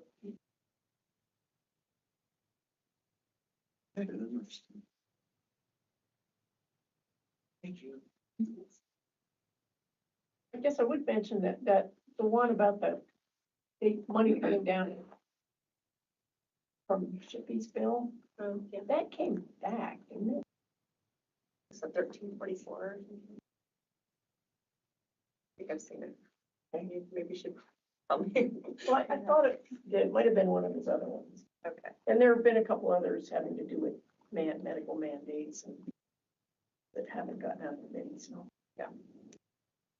Oh, I was gonna say, I mean, it says it here too, but just for those, some of you who I know have been more tied to the behavioral health boards in the past, that there was some legislation, Senate Bill 1314, that eliminated the State Board of Health and the regional behavioral health boards. So, and I think that was effective immediately.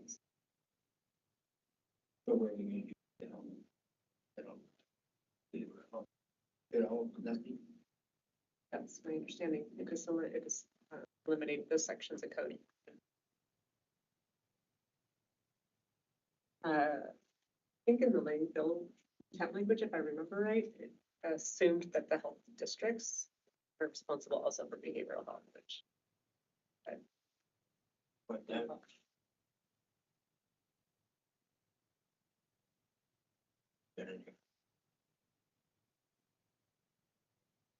Without a special vote.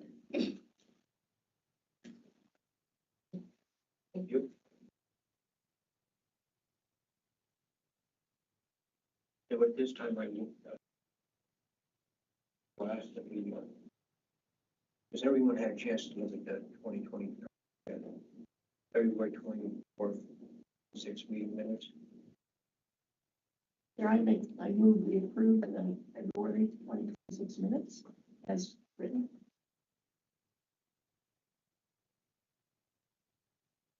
I'll second. Okay. It's been moved and seconded. We approve the February 24th, 6 meeting minutes as presented. Any discussion? Or none, all.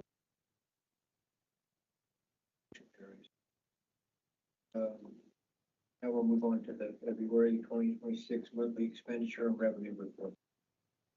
Mr. Chairman. So this report is all the activity that's gone through our accounting system as of February 28th. And February represents 66.67% of our fiscal year. At the top left, you'll see our cash account balance of $776,978. And below that is our LGIP account balances.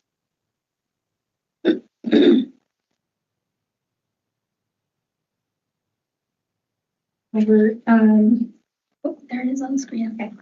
At the top right of the page are our year-to-date revenue and expenditure numbers and our month-to-date or February month-to-date revenue and expenditures. And you'll see the year-to-date revenue and expenditures are pretty close to the same amount, just 50,000 separating the two numbers, under 50,000. And for the month, they're almost exactly the same as well. 17,000 separating the two numbers. So we're right on track with our revenue and expenditures of it.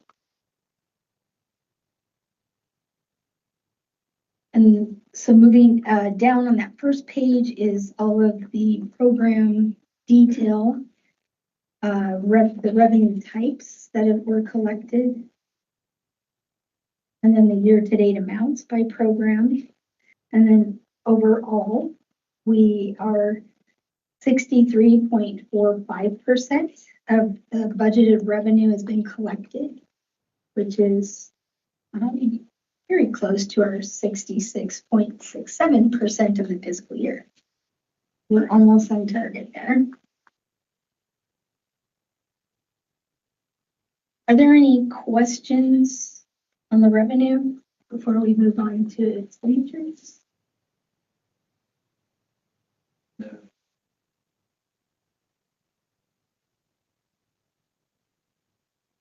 The reasoning behind that. Above what our budget is. Above 100%. Yeah, it's, we typically put some district dollars in there the last year. And just the various activities that they're doing kind of reflects where the expenditures are, they go there. personnel time, how they spend it, so in the last quarter of the year, it won't be so much.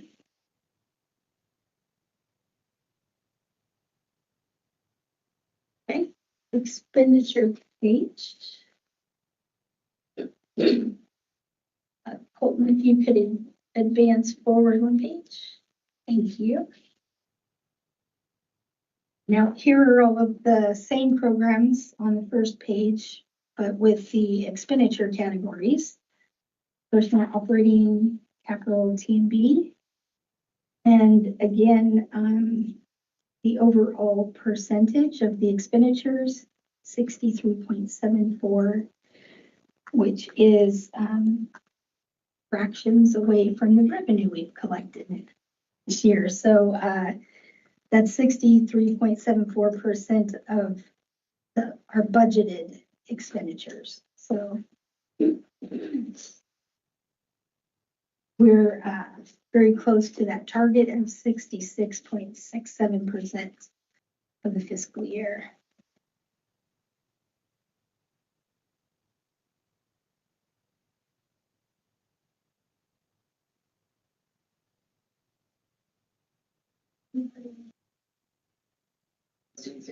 Good question. Hey, bring it down.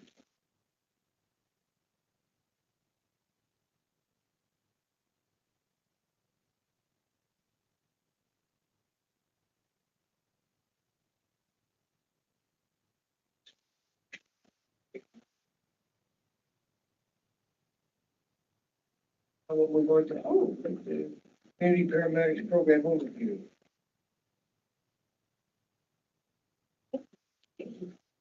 It's Wendy. Yeah. Hi. Thank you for showing some interest and wanting to hear a little bit more about the community paramedic program. I'm Wendy. I'm the project coordinator here at Southwest District Health that oversees this program. And this is Ashley. She's the community paramedic up in Washington County. She came down to talk to you today about the program.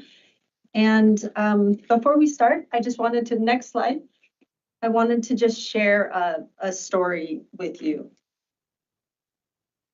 This story demonstrates how a program like this can help someone who needs behavioral health supports. A community member experiencing a behavioral health crisis with an urgent need for intervention was connected to a community paramedic in real time. Initially, this patient declined support. However, once the community paramedic showed up and they were able to have a face-to-face visit, the client opened up about the critical incident that happened the day before. The community paramedic secured an immediate counseling appointment, arranged for a medical consult, created a safety plan with the person, including 988, and followed up with the patient consistently until their disposition improved. So this is a quote from the participant about their experience with the community paramedic. I was suicidal, and if not for the rapid intervention, I might have completed suicide. I was really close. Now I feel better than I have in years. Having someone who gets it and is just a phone call away 24/7 saved my life. And just so we're clear, the community paramedic is Ashley that we're going to be talking. So is this a 911 call? It was a referral from EMS. It wasn't an interview. Next slide.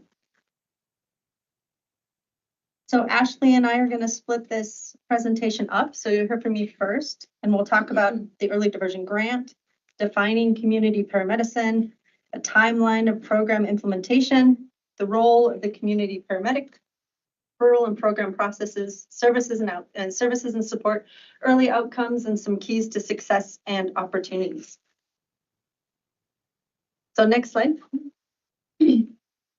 The community paramedic program is funded through a federal Substance Abuse and Mental Health Services Administration grant, an early diversion grant through the federal Department of Make America Healthy Again. The grant is a 5-year grant. It was started in September of 2023 and it runs through September of 2028. As you can see, the funding for the grant is almost, the federal portion of the grant is almost $800,000. The non-federal match is about 200,000. And of that, the community paramedic program receives about 380,000 over that 5-year period. The grant's purpose is to build partnerships and build capacity within communities to divert youth and adults with behavioral health needs from the criminal justice system or other higher levels of care. Next slide. So what is community paramedicine? The purpose of community paramedicine is to reduce unnecessary emergency department visits, hospital admissions, and justice system involvement. Community paramedicine is a health model where paramedics provide expanded, non-medical or non-emergency care in the community, and they don't usually provide transportation.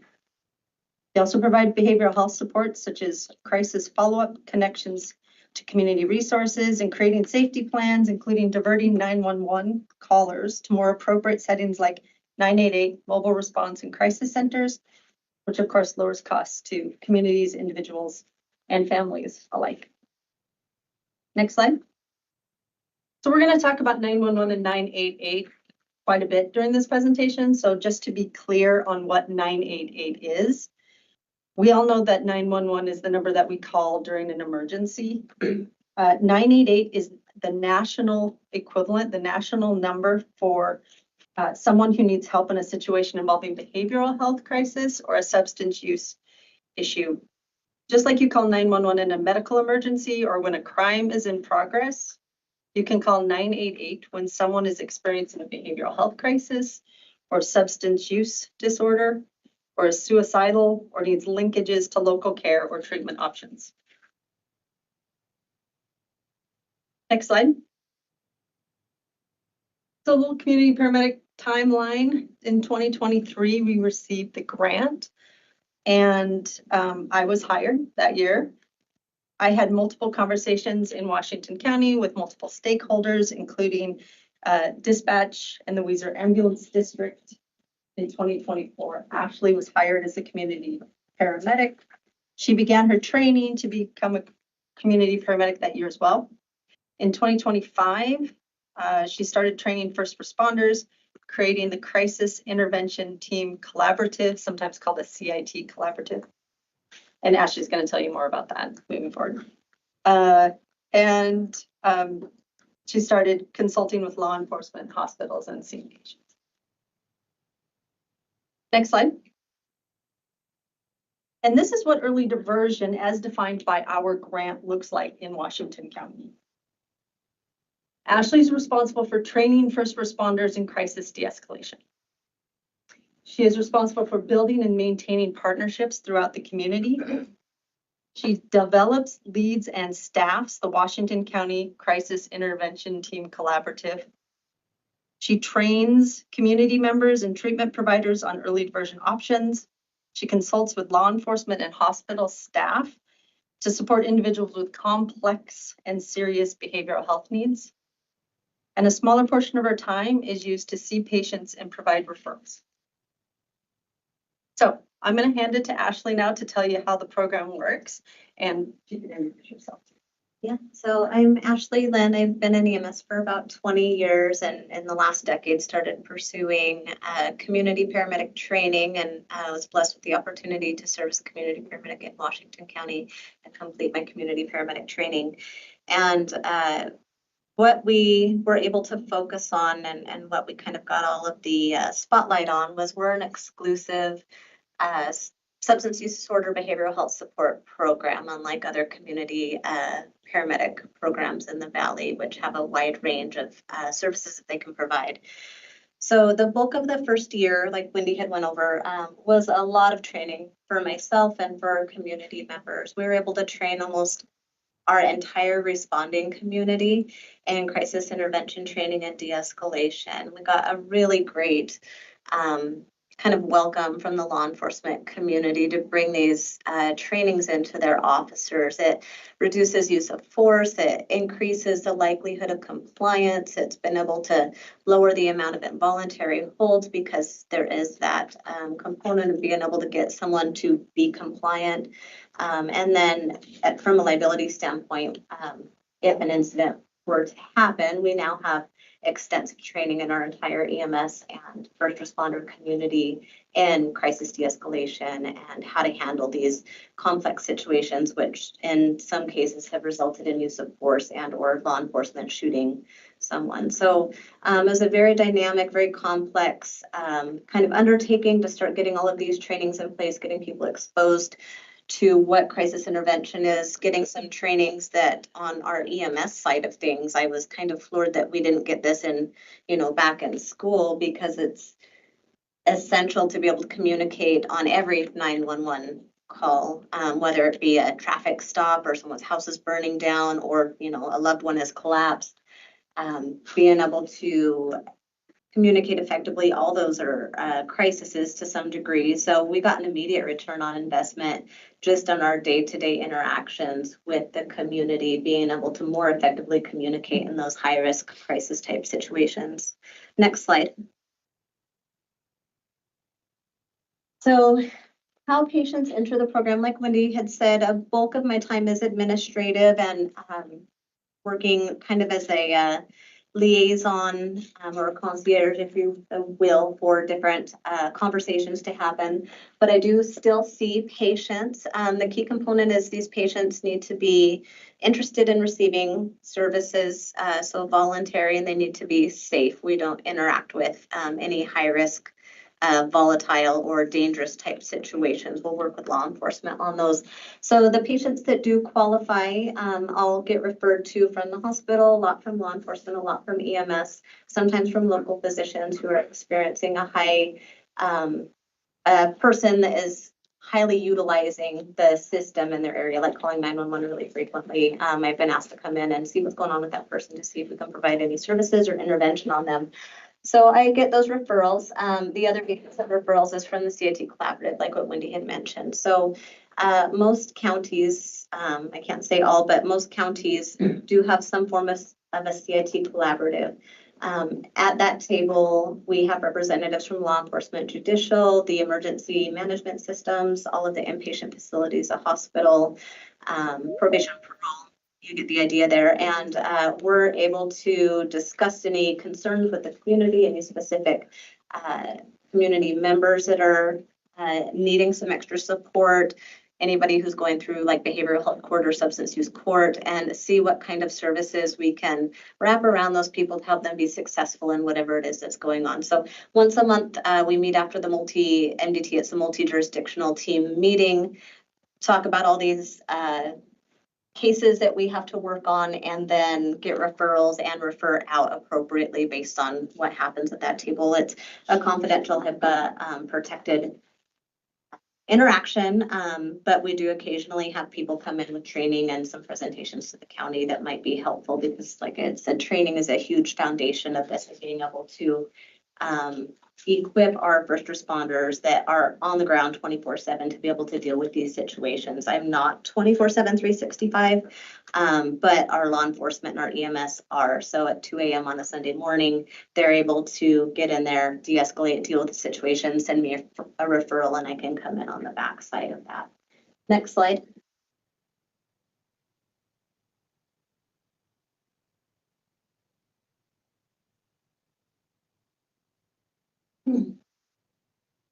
So these are the support services that I'll connect people to. Often, like I said, I'm a concierge. I get a lot of interactions from law enforcement. They'll call and explain the situation, and I can recommend a few things that they can kind of directly use or refer that person to.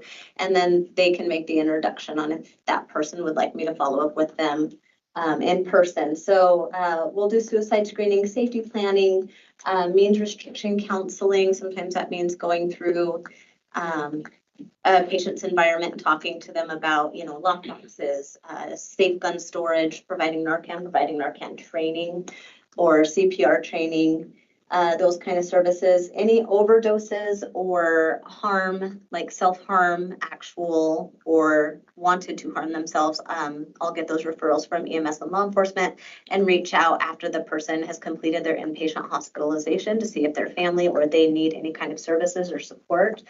Because we're so rural, we don't have a lot of options. And so I'm constantly working to be aware of what options we have available to help people connect to those, because it's sometimes hard to track down what's available. The medication assisted treatment, that would be for someone that needs like Suboxone or to come off of narcotics. We recently got a service in Weiser that can provide that.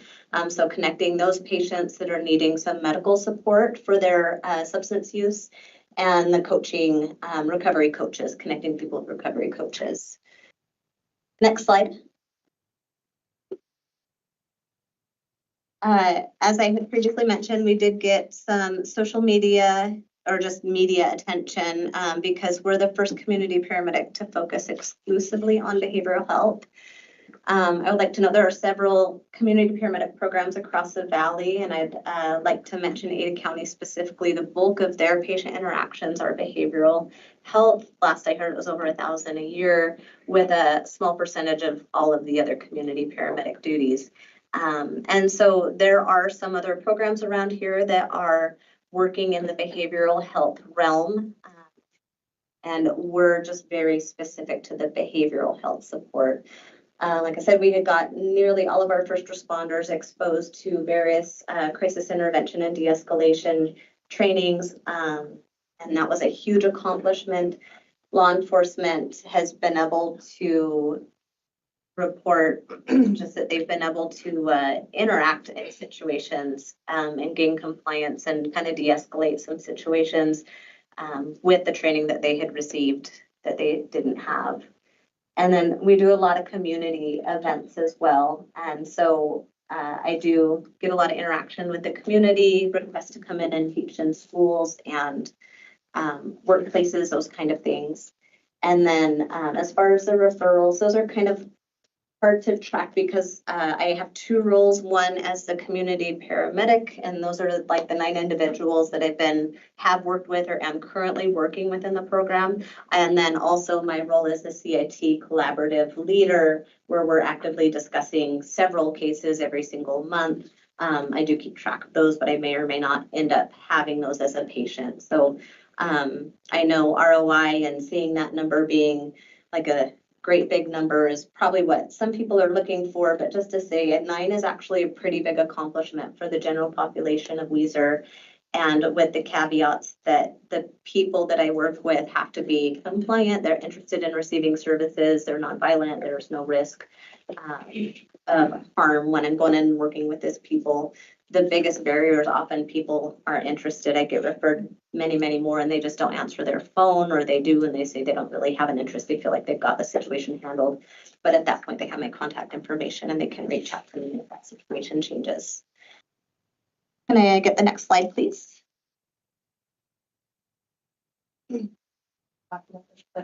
Yeah. Okay, I get a brag on this one. Our number one key to success, in my opinion, was you hire the right person for the right job, right?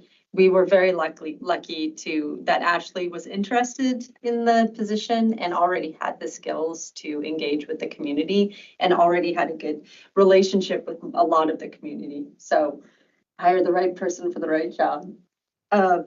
We also were able, and then Ashley continued, were able to gain and maintain. That was huge for the program as well. We ensured, or Ashley ensured, that first responders were trained to identify and respond to behavioral health situations, and we remain open to new opportunities and partnerships that fit within the community's larger goal. So always going back to the community and making sure we're checking in with them about their larger goal. The next slide.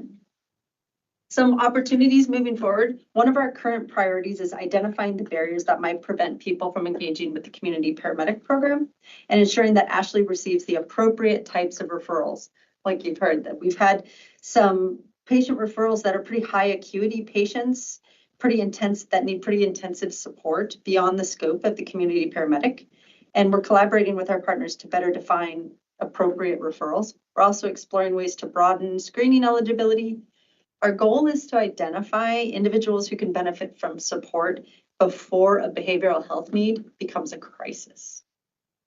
So that's kind of where we're moving next. A lot of that's the community training and some of the requests that I've gotten from school teachers and youth support services. A lot of my patients, honestly, have been kids and their families, is to try and get some education and resources in front of kids and their families for behavioral health support. And there's some laws, that we have to work around as far as what we can and can't do and present in front of kids. So we're exploring how we can get into the community in the way that the community is asking. And right now, it's a lot of helping pediatrics and their families navigate a lot of big issues that they're experiencing out there. So we're very much a work in progress in a lot of ways. I'd like to say that, what we are now is not what we're going to be. Next year, we're kind of at the ebb and flow of what the community is asking of us and what we can provide. So we have a lot of requests. Like she said, the acuity is a big thing too. When we first started this program, we got presented all of these patients that are, on that 1 to 10 scale of mild to wild. They're an 11. And I would love to be able to fix all the world's problems. It's just not real. But that's where that CIT collaborative comes in, is we can make sure that if law enforcement does have to engage in this person, they have knowledge that this person has requested suicide by cop. They know that this person will escalate to this level. So we can collectively plan for some of these high-risk people that live in our community that have no interest in getting better or interacting with us in any kind of positive way. But we can, on our defensive side, plan what an interaction might look like with these people just to prevent any downstream big things from happening. So that is something that we actively work on monthly too, as we'll get a phone call of a discharge of someone coming to the county that might be a high utilizer, high risk, and we plan and crisis plan for those type situations as well. Are there any questions? Next slide. Yeah, that makes sense. Sorry, I know it's kind of a lot, but like I said, we have a lot of avenues that we are working on. Yeah. Thank you for letting us present. If you have questions, we would love to answer them. Comments? Do you have bandwidth to do training for other county law enforcement agencies, first responders? Yeah, I've actually been asked and have participated in some surrounding county issues and questions and answers. Fortunately, CIT is something that in this valley has really started taking hold. Napa Police has brought on a whole wave of training the last couple of years. They've been trying to get a lot of their officers trained in CIT. They see the value of the program. They actually brought on a social worker that does what I do, only they work with the police department there. Boise, Meridian as well. A lot of departments are really embracing the prevention side of this in the CIT and getting that collaborative established and functioning for these high utilizers and high risk people in the county, so we can kind of plan instead of react to them. And I have been reached out to as far as California. I met with Lancaster PD to discuss some problems that they have in their community and how a community paramedic program might support them as well. So yeah, we do get a lot of Q&A, and I'm by no means the expert, but I can at least explain what we have done and what works, what doesn't. And our colleagues in Ada County have a fantastic program that is a little bit broader than us, that has been really supportive of what we're doing out here and helping with some of that collaboration. We can't go that direction. So.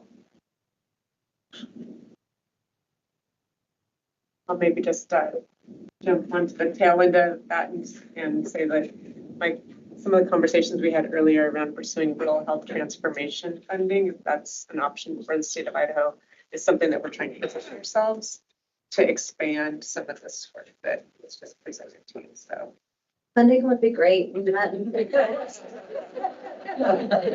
much everything that I do is non-billable, and most community paramedic agencies, so like Payette had one, Canyon County had one, most agencies have had, or Ada County still has, but a lot of it's non-billable. So our funding has to come from somewhere outside of medical billables.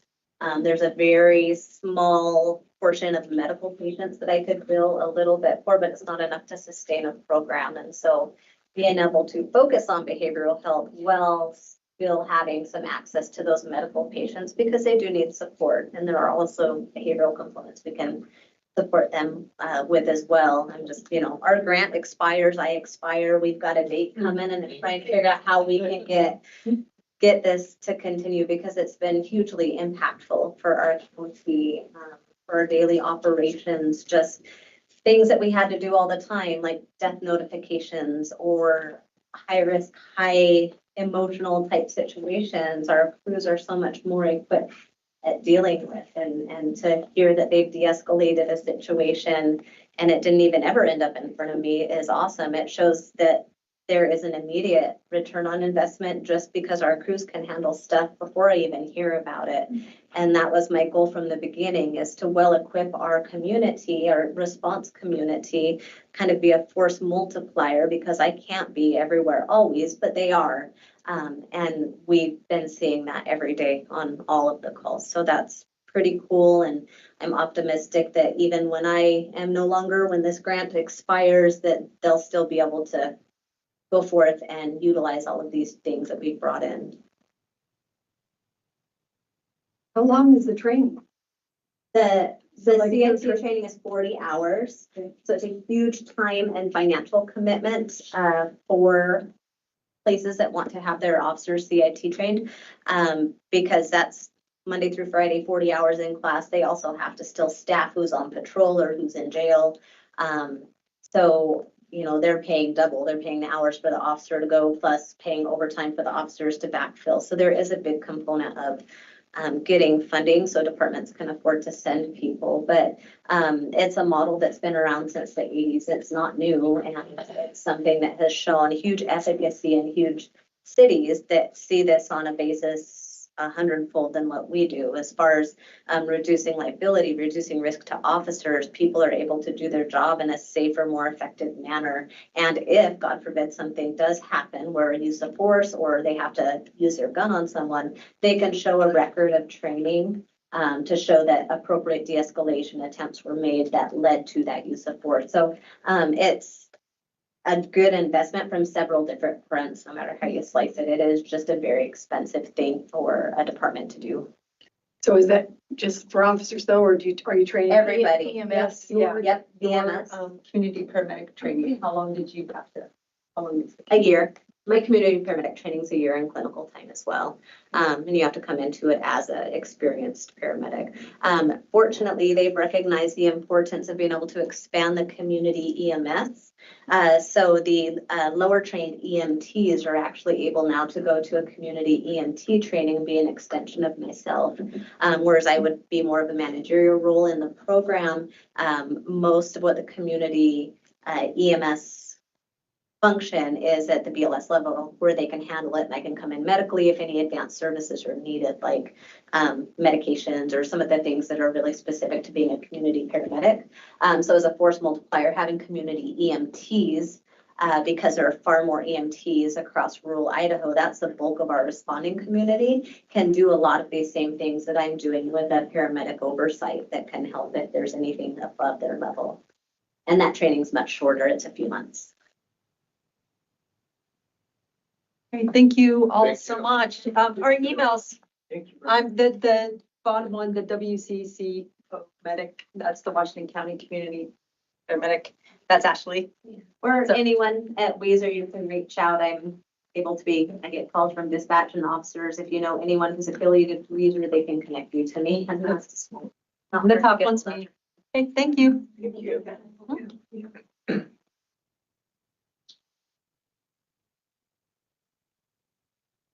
Okay,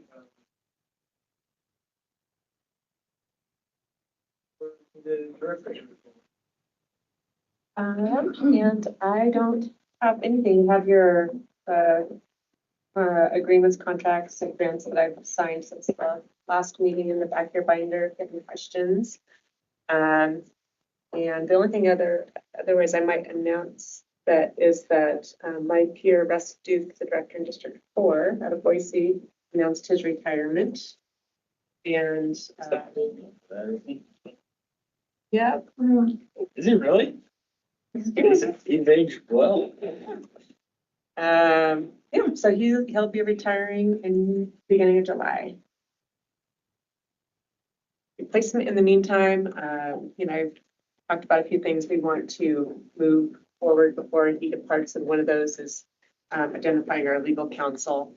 our legal counsel is retiring for two, and right now we share, and I think that works out pretty good because of our proximity to one another. Trying to get that wrapped up and I board and he departs. So Okay, that's all I have. thank you. Does anyone have any future agenda items they'd like to put on? Okay. Didn't hear any, so it's like you are adjourned and you are also lost on time. Oh, we are better than last time.